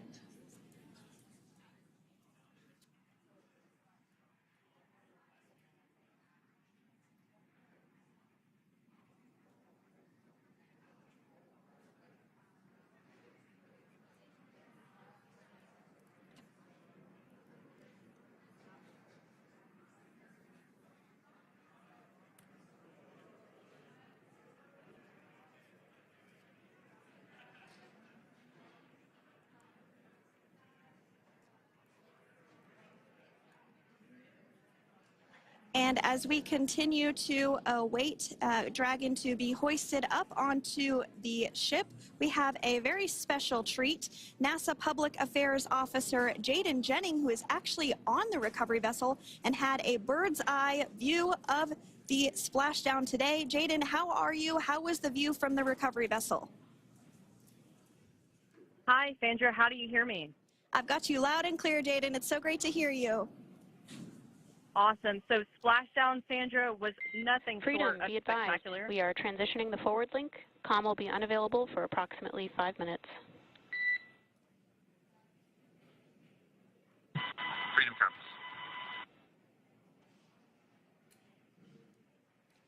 Thanks so much, Jaden. We did just have some communications letting us know that we'll have about a 5-minute period where we won't be able to hear from the crew. So please go ahead, tell us, how was the view from the recovery vessel? Absolutely. Yeah, I was mentioning earlier, Splashdown was nothing short of spectacular. And we were stationed about 1.5 nautical miles away from the splashdown zone and had great visuals here on the recovery vessel Megan. We actually saw a little of the smoke trail as the spacecraft was coming in, and then moments later we spotted those drogue chutes, and this was quickly followed by healthy white and orange main parachutes. We then tracked Dragon all the way down as it slowly propelled into the ocean, and I think I speak for all of us on the ship when I say a new core memory was made today, and we are looking forward to having Crew 9 on board with us a little later. Jaden, that is amazing. Now, obviously, we are watching it here on camera, and the landing conditions look pretty good, but how was it from your perspective? What is the sea state out there? Absolutely. Absolutely. So we've had optimal conditions for splashdown, and today it is sunny and 63 degrees outside right now with clear skies, light winds, and calm seas. The sea looks absolutely beautiful right now, and light blue with the sun reflecting from it. And Kay, I think the crew's going to like what they feel weather-wise on this picture-perfect day for splashdown off the coast of Tallahassee. Thanks so much, Jaden. It certainly looks like a beautiful day. Can you tell us a little bit about the journey of the recovery forces to get to this point? Sure. So one unique aspect of this recovery was the onboard training on station conducted for Butch and Suni to ensure they were ready to return on a Dragon spacecraft. That training covered all aspects of their return, including nominal and contingency departures, deorbit burns, splashdown, and post-landing ops, which is what this team is preparing for now. As for the recovery teams themselves, we started the day taking a series of helicopters out to the vessel, and as standard, the recovery director and crew support teams were on that first helicopter out and took the time to get everything prepared on the ship. About 2 hours before splashdown, they deployed those fast boats and jet skis into the water. I was actually on the second helicopter out, and we were on the vessel about an hour and a half before splashdown and landed on top of the helicopter pad on the Megan. And the teams have been working diligently across their respective disciplines this week, executing what can only be described, in my point of view, as a logistical masterpiece, just ensuring every detail has been in place for Crew 9's return. That is such great news. I'm so glad that you're able there to experience it in person. Now, can you tell us a little bit about what's next to retrieve the crew for the recovery personnel on board? Yeah, Kate, so coming up next, Dragon will be hoisted into the on-deck translation system, or the nest, at the aft end of the ship, and then will be translated pretty quickly towards that egress platform. We'll perform another series of safety checks as final precautionary measures just to make sure there are no hypergolic vapors present before opening that side hatch. And then once that side hatch of the spacecraft is open, the crew will be assisted out of the capsule one by one from NASA and SpaceX. Freedom, SpaceX, ComCheck. Freedom's got you loud and clear. Thanks, Nick. I've got you loud and clear as well. We have completed our forward link transition.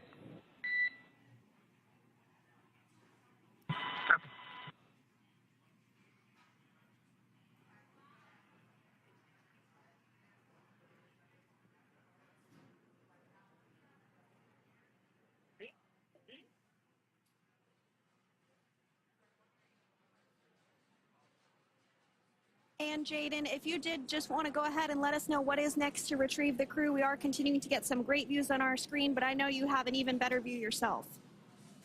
Oh, yeah, Sandra, this view is absolutely unbeatable. So just to kind of finish off what I was saying is once that side hatch of the spacecraft is open, that crew will be assisted out of the capsule one by one from NASA and SpaceX medical personnel, where they will then head to the med bay.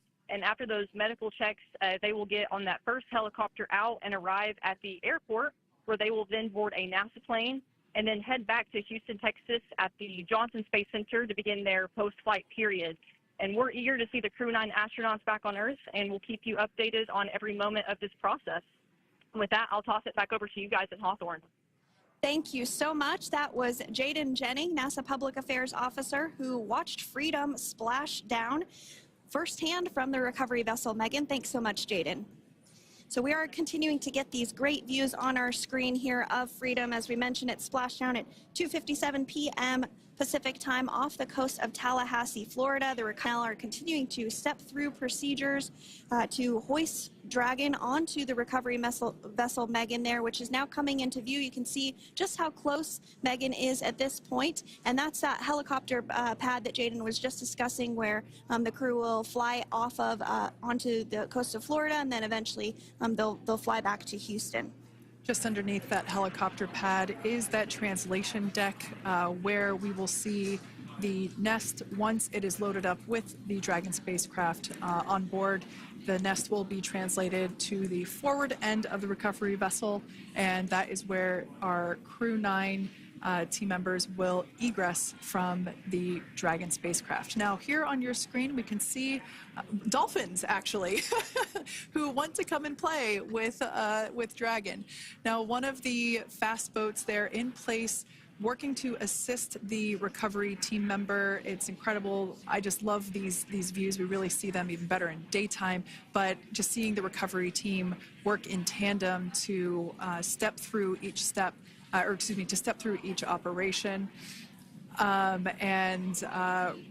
know, obviously they're getting quick assists from the honorary part of the recovery team, those dolphins in the water there. Now, the recovery crew team member that is crawling around the Dragon spacecraft. Earlier we saw a view where it was like a spider monkey pose. We can see that individual now standing in the bucket where the main parachutes were stored while Dragon was on orbit. Obviously, those main parachutes were utilized for Splashdown today. They were deployed and cut from the Dragon capsule, and one of the fast boats, one of the other fast boats of the recovery team, working to pull those out of the water. Now, the recovery team member that is there working on top of the Dragon capsule. Earlier, we saw that person performing safety checks. Now we can see some harnessing being placed around the capsule. This harnessing is what will be used to lift the Dragon capsule out of the water and onto the recovery vessel. Wow, we got a cute little pod of dolphins. It wasn't just one or two. I mean, that water just looks beautiful. We had ideal splashdown parameters today. Obviously, wave height, ne'er a concern. The weather is beautiful, as Jaden mentioned, in the 60s, sunny. Looking forward to seeing Crew 9 exit the capsule here shortly once they get hoisted onto the recovery vessel Megan. We can see that recovery vessel slowly but surely closing the distance there between, oh, dolphin cam back again. We can see that the Dragon capsule and the recovery vessel, that distance is closing. Again, this is just one more step as we continue to work recovery operations for Dragon Freedom, and we anticipate the lift of the Dragon capsule to occur here in just a few minutes.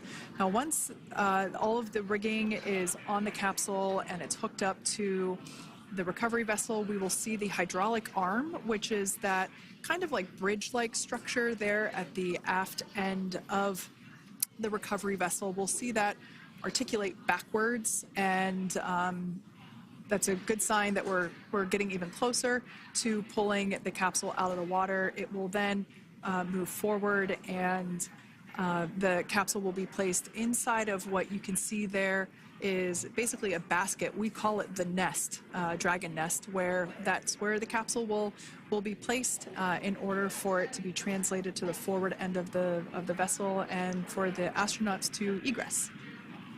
And before that does take place, we'll have potentially views of the rigger go ahead and jump off of the spacecraft there. That typically occurs when the spacecraft is a little bit closer to the recovery vessel, and we usually get a really good view of that particular operation from one of the onboard cameras from the recovery vessel. That is an operation that I have a lot of respect and admiration for, that individual that does that.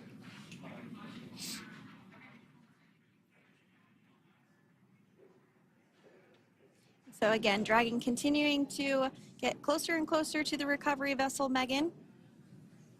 You see some of those ropes now coming into view as well.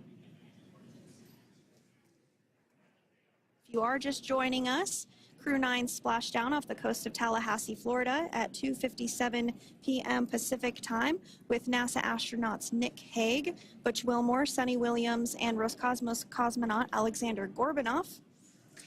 They're now working through procedures to hoist this spacecraft up onto the recovery vessel Megan. We just saw that hydraulic arm get lowered into the lifting position. That arm will be the mechanism that is utilized to lift Dragon up and out of the water and into the nest located there at the aft end of the recovery vessel. And the recovery vessel being used today is, as we mentioned multiple times, is named Megan, but that's actually after NASA astronaut Megan McArthur, who flew on Crew 2 a couple of years ago.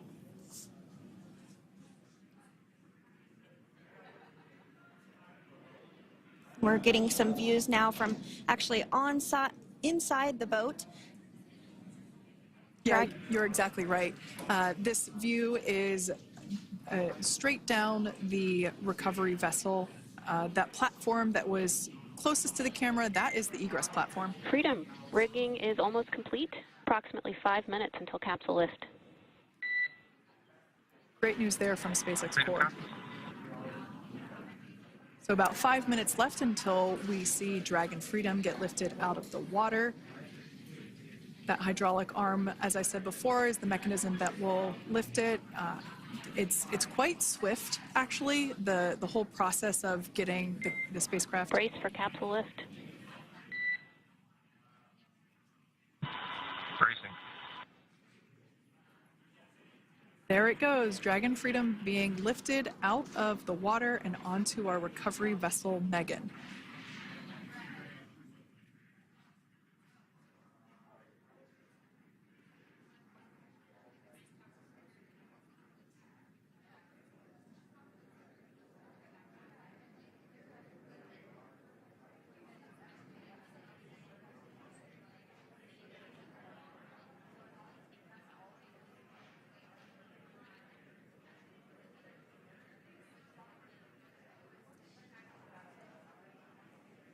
So once securely on...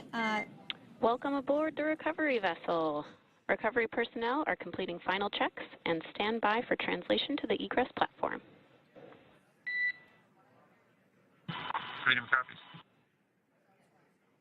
Great news there, letting us know that Dragon Freedom has been successfully recovered from the water's surface.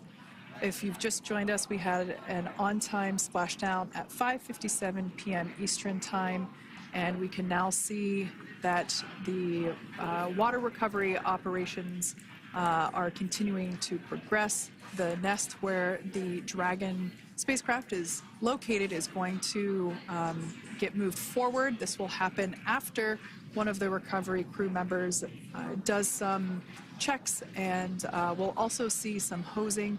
Obviously, the spacecraft splashed down in salt water. Salt water is corrosive, and we want to try and rinse out as much of the salt water as possible to reduce that corrosion on the metallic structures.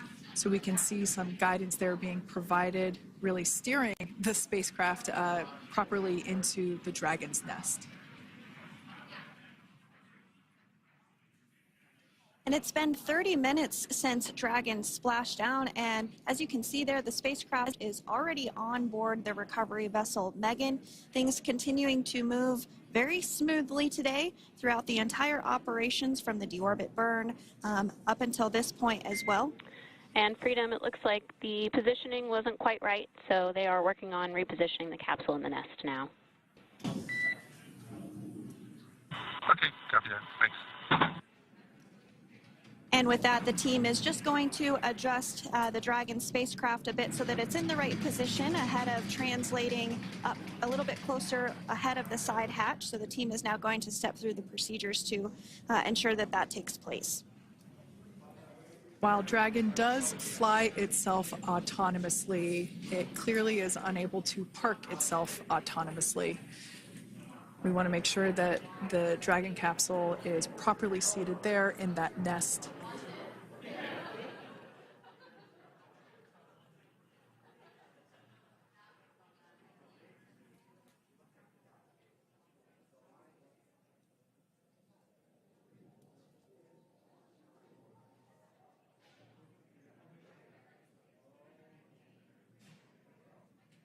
Once Dragon is fully seated in the nest, we'll probably see a bunch of that salt water come out from the bucket there located underneath the side hatch.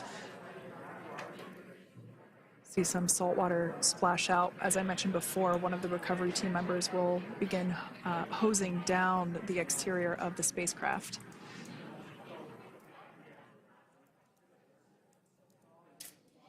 So you are continuing to get some great live views on your screen of Crew 9, which includes NASA astronauts Nick Hague, Suni Williams, Butch Wilmore, and Roscosmos cosmonaut Alexander Gorbanov, who splashed down off the coast of Tallahassee, Florida, 2:57 p.m. Pacific time this afternoon.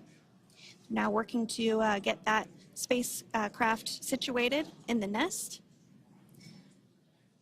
Just making some final adjustments and tweaks to ensure that it's nice and secure.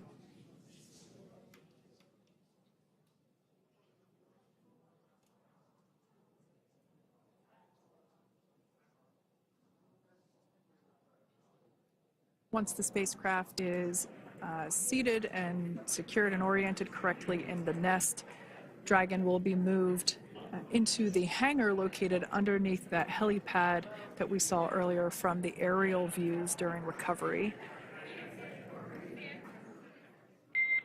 All right, Freedom, looks like you are settled into the nest now. Team is working through hypergol sweeps. Copy.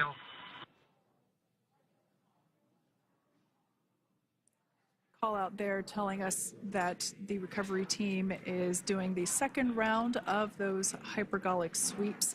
This helps ensure that everyone, all the recovery team members that are located basically right where this camera is located on, towards the forward end of the recovery vessel, that they will all be safe once the spacecraft is translated forward.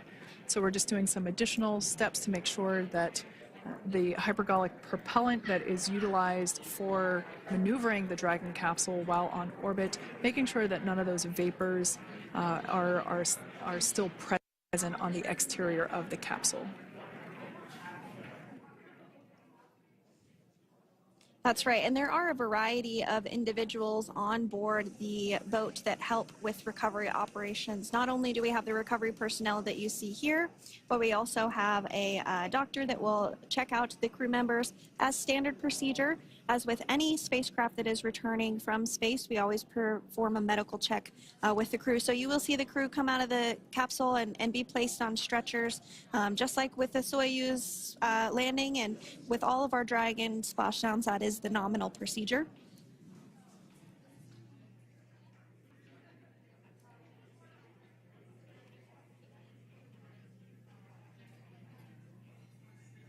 We'll stand by to see Dragon Freedom translate or scooch up a little bit closer to the camera angle that we're seeing right here. And then teams will step through procedures to get that side hatch opened. You see it right in the dead center of your screen there. It's kind of that rectangular shape. It has not been opened since Crew 9, which include Nick Hague and Alexander Gorbanov, launched back in September from the Kennedy Space Center in Florida. So that will be the very first time that hatch is opened. Once docked to the International Space Station, crew enter through the top hatch, which was where the nose cone is now closed. That's the hatch that they actually utilize to go ahead and get inside the International Space Station.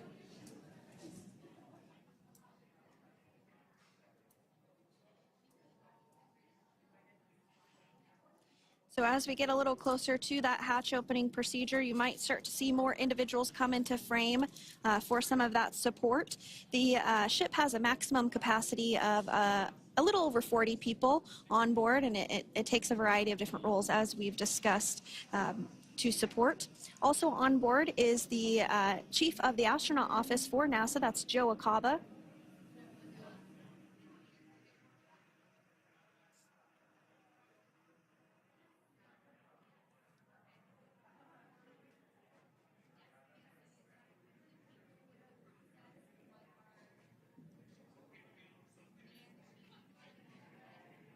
Now, while we are standing by for translation of the Dragon spacecraft to the platform there, the recovery platform that we see in the foreground. It is important to note that Nick, Suni, Butch, and Alexander will be getting assistance from the recovery teams while exiting the spacecraft. This is the same process for any returning long-duration crew members. As you could imagine, returning to a gravity environment can wreak havoc on our vestibular system, which is responsible for maintaining balance and motion.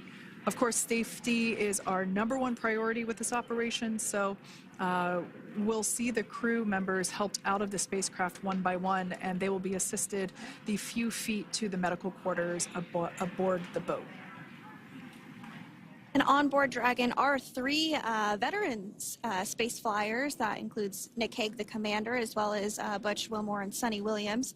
Alexander Gorbunov is completing his very first space flight on this mission, and he completed 171 days in space along with Nick Hague.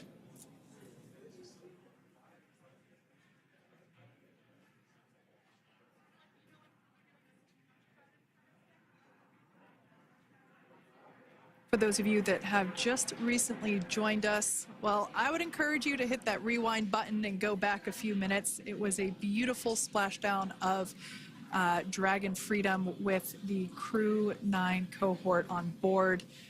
They had an on-time splashdown at 5:57 p.m. Eastern Time, 2:57 p.m. Pacific Time. We can see that the spacecraft... Freedom translation is in progress. Copy, and seal it.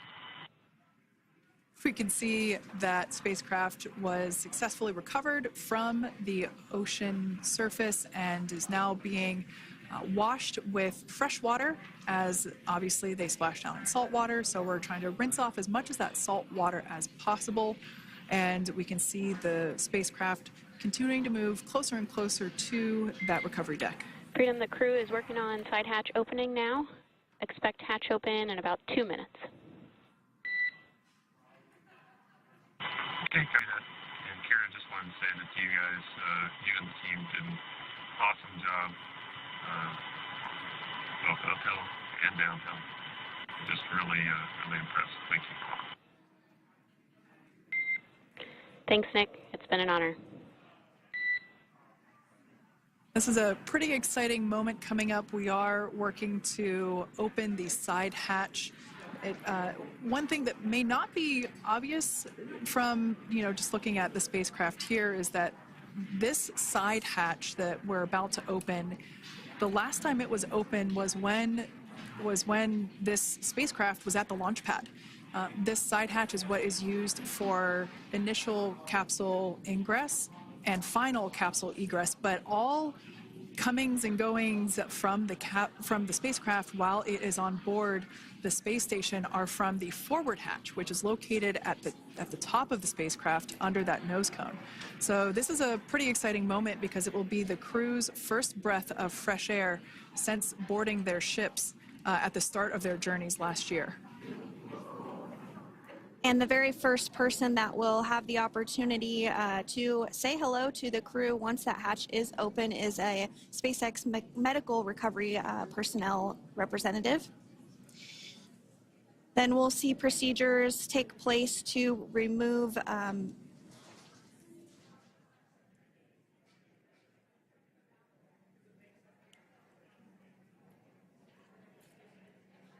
the footrests of Dragon. That will just help the recovery personnel get a little bit more room to access the crew and help get them out of the spacecraft. Yeah, you're absolutely right. Safety is, once again, top priority here, and removing those footrests from all 4 seats will be helpful as a recovery, as a SpaceX recovery team member will actually go into the capsule, into Dragon Freedom to help the crew members unbuckle and stand up, and essentially we'll also see a fun little slide be put in place to help the crew members exit the spacecraft safely. So yeah, we're going to remove all 4 of those footrests to basically give a little bit more working room inside the spacecraft.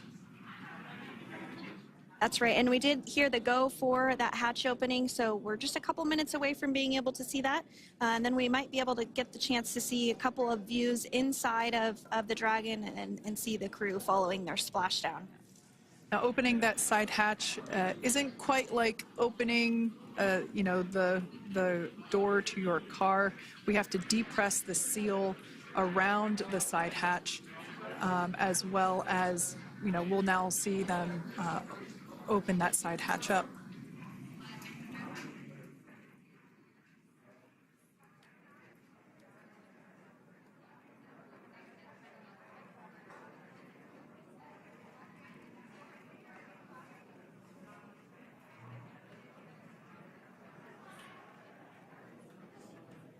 And there you have it. The side hatch is open for the first time since September.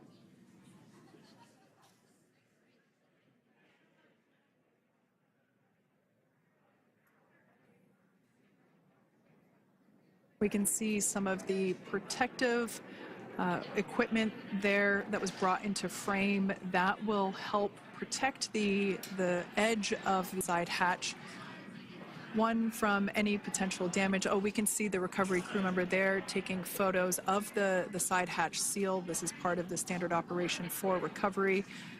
These photos will get saved into our procedure. We'll then install that protective frame around the side hatch. This helps to ensure that the side hatch itself, the edges of it, incur no damage while crew members are coming out from the spacecraft.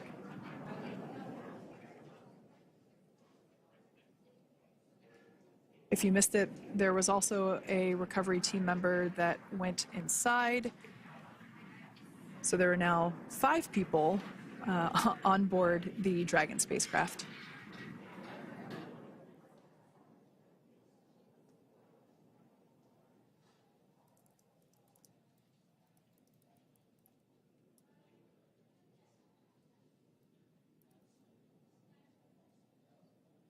And if you are just joining us, it has not yet even been an hour since Crew 9 splashed down off the coast of Tallahassee, Florida at 2:57 p.m. Pacific time. The crew is now on board the recovery vessel Megan, and the hatch is open. The next major milestone that we'll see is when the crew will actually egress or exit the spacecraft. But before that, they'll continue to, the recovery personnel rather, will continue to install that protective area around the hatch and then remove the footrests. So we're a couple minutes away from seeing the crew egress, but not too long away.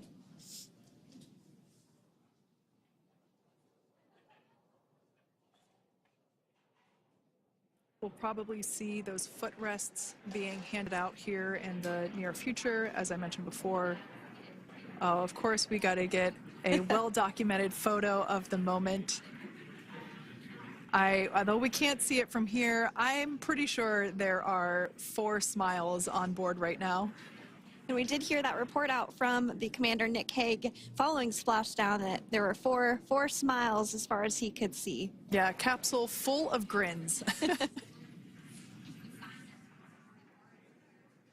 Now, generally speaking, and there we do see Crew 9, some happy waves, smiles all around back on Earth.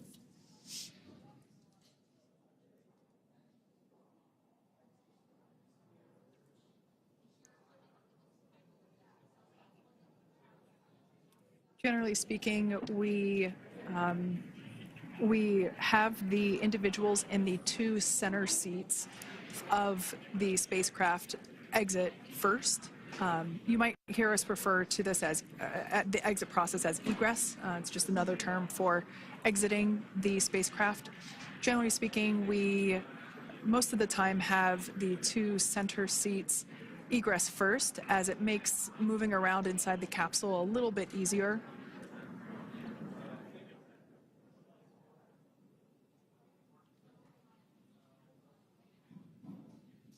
We can see the tablets that were previously located on the upper leg of the crew members. We can see those being handed out to the recovery team. Those were taken off prior to to the entry phase to spacecraft reentry. Those had to be stored and secured prior to dynamic operations.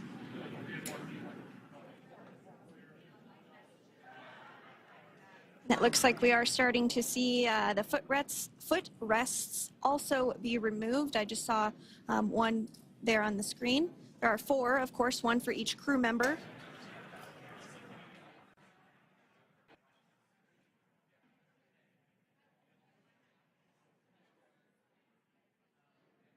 Those footrests are made out of carbon fiber and are actually sized appropriately for each crew member, as everybody has different measurements and different leg lengths. Same goes for the armrests and the bucket length of each seat. We size those appropriately for the crew members and to ensure their comfort and safety. I believe we just saw the little ramp that is used to help slide the crew members out from inside the spacecraft. And once the crew does exit Dragon Freedom, they will be placed on to a stretcher to go to a medical bay for medical checkouts. This is standard procedure for all Dragon spacecraft flights that Splashdown crewed, as well as for our Soyuz spacecraft that land in Kazakhstan.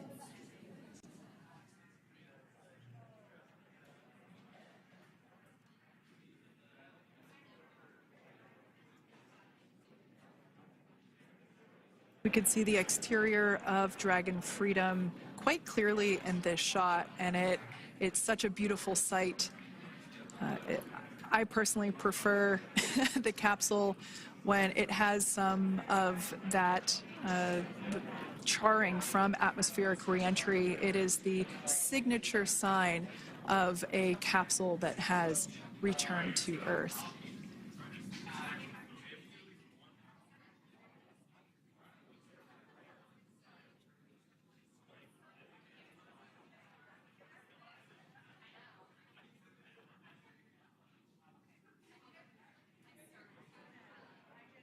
Continuing to stand by for our first crew member to egress or exit for Dragon Freedom following their splashdown at 2:57 p.m. Pacific time. Dragon undocked from the International Space Station at 10:05 p.m. Pacific just yesterday, so it was about 17 hours of phasing.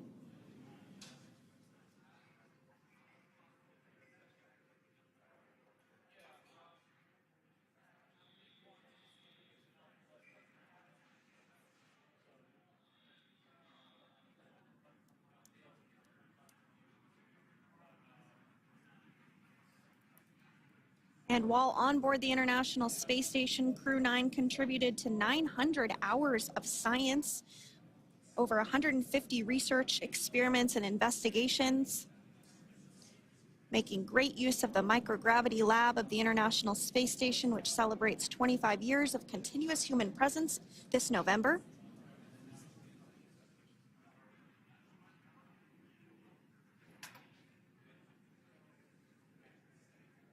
Looks like we're about to get our first crew member here upon egress of the Dragon spacecraft.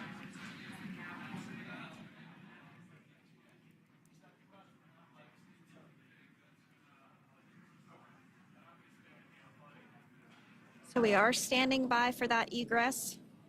Outside of Dragon, you do see one of those stretchers. This is the expected procedure as the crew will be taken to medical facilities following their exit from Dragon.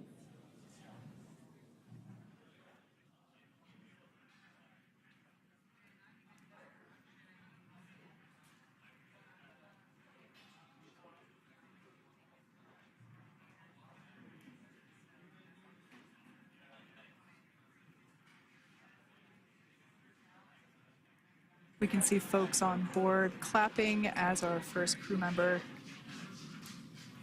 And that is NASA astronaut Nick Hague, commander of Crew 9,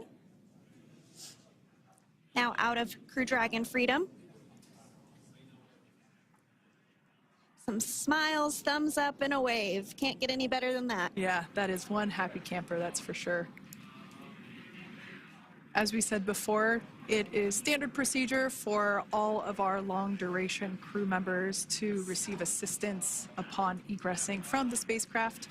We basically help them move off of the recovery deck and into the private medical quarters for their initial consultation with the SpaceX flight surgeon. So we'll see that take place for all 4 of our crew members today.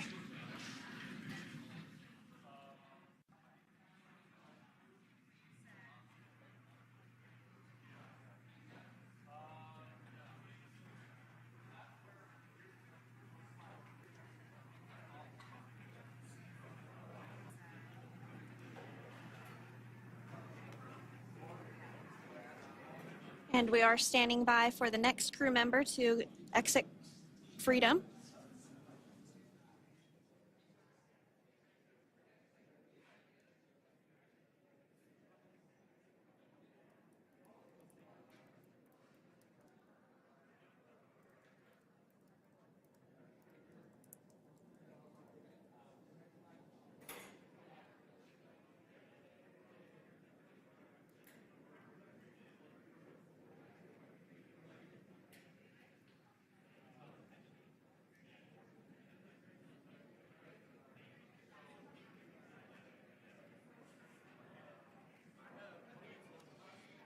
Next up out of the capsule, we expect Roscosmos cosmonaut Alexander Gorbunov's first space flight. Spent 171 days in space alongside NASA astronaut Nick Hague. Looks like we're getting some cheers and clapping on board as Alexander is slid down the little ramp and placed into the mobility aid. Once again, big smile.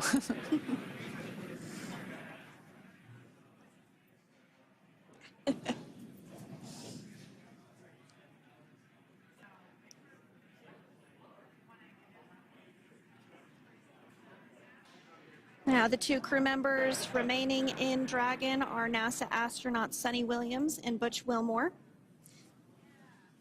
They completed 286 days in space. One of the remaining footrests being removed from the Dragon spacecraft.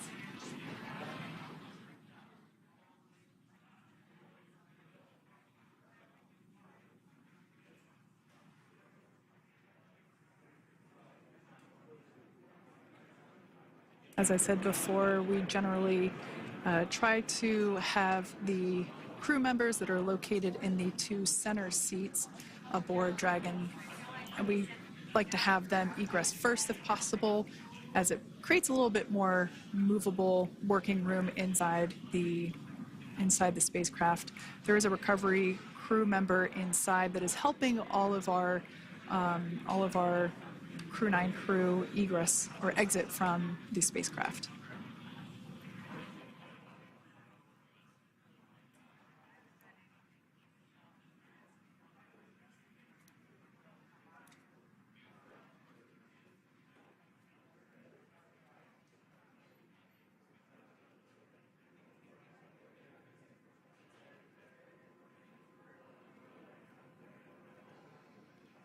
We are standing by for the next crew member to egress or exit Crew Dragon Freedom following the splashdown not even an hour ago at 2:57 p.m. Pacific time.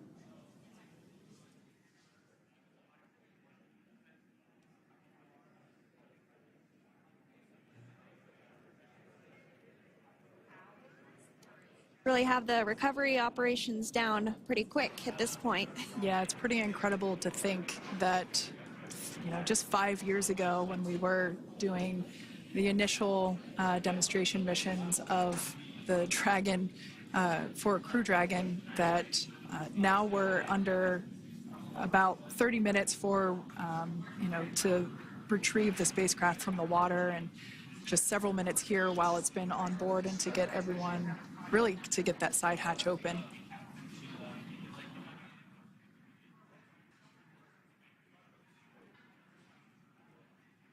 For those of you that have just recently joined, the Dragon had an on-time splashdown Oh, looks like we're getting our next crew member here. That is none other than Suni Williams. Big smile, big waves. She, like her other crew members, now will be assisted onto the mobility aid.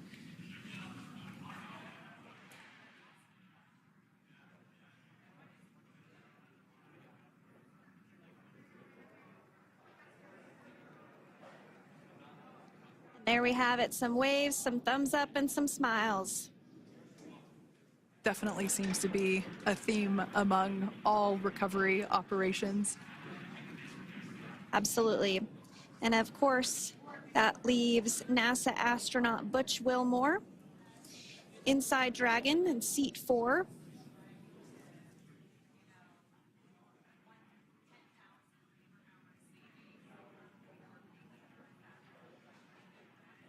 We're getting some views of him now as he egresses or exits the spacecraft.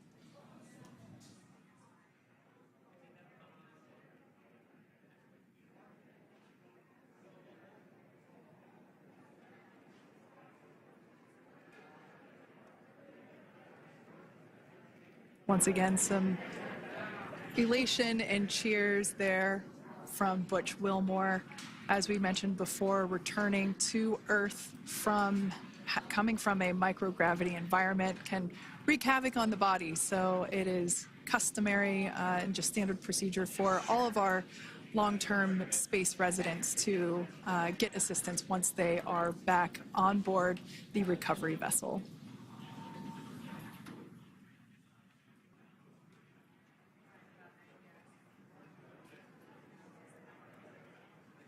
Well, now that Nick, Butch, Suni, and Alexander are safely back home on Earth and getting checked out by the NASA medical team, we're going to wrap up our live coverage of their return.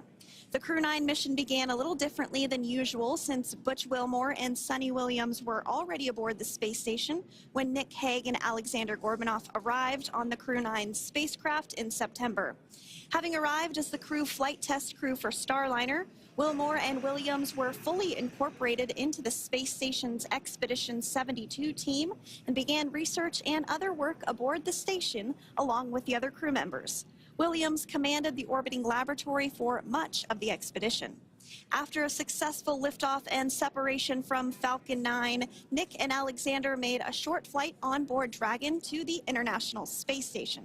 Veterans of long-duration space station missions, both Williams and Wilmore conducted spacewalks during their 9 months in space. Like all crews on the station, Crew 9 had the ability to leave at any point had there been an emergency. With their full-duration mission coming to an end, the crew began packing up their personal items for their return to Earth about a week ago and worked through tasks and shared lessons learned with Crew 10 teams as they arrived a few days ago. Their journey home began about 17 hours ago when they closed the forward hatch to Dragon and undocked from the space station at 10:05 p.m. Pacific, 1:05 a.m. Eastern. After 4 successful departure burns and a phasing burn to line up their orbit, Nick, Butch, Suni, and Alexander rested for a few hours before waking up to prepare for re-entry this morning. We jettisoned Dragon's trunk and performed our final on-orbit maneuver, the approximately 7.5-minute-long deorbit burn, and that occurred at 2:11 p.m. Pacific, 5:11 p.m. Eastern Time. And that sent Dragon on its path home. The spacecraft re-entered the Earth's atmosphere and slowed its descent with successful deployments of 2 drogue parachutes and 4 main parachutes, with the final splashdown occurring off the coast of Tallahassee, Florida at 2:57 p.m. Pacific, 5:57 p.m. Eastern. Following that successful splashdown, we saw SpaceX recovery experts move in and prepare Dragon Freedom for its lift onto the recovery vessel. And just a little less than an hour following splashdown, we saw Nick, Suni, Butch, and Alexander make their way out of Dragon and into the recovery ship's medical facilities, safe and sound. Next up, they'll catch a helicopter flight back to shore, while they'll transfer to aircraft that will take them home. The astronauts will take a NASA plane for the short flight back to Houston, where they'll be reunited with family and friends to bring an end to this mission. It's been an honor and a privilege to share their journey with all of you as we continue this new era in human spaceflight. Return today marks the end of the direct handover we executed after successfully launching the Crew 10 mission to the space station just last week on Friday, March 14th. Thank you, as always, for joining us for tonight's coverage of the splashdown of Crew 9. Remember to follow SpaceX on X and NASA online and on social media for updates for the very latest on crew and cargo flights to and from the International Space Station. And we'll continue to share the progress of Nick, Suni, Butch, and Alexander on social media as they travel back home. We do also have a post-splashdown media briefing coming up at approximately 4:30 p.m. Pacific, 7:30 p.m. Eastern, where leadership will share a final update as we conclude this successful mission. So, from all of us at NASA and SpaceX, welcome home, Crew 9. So long.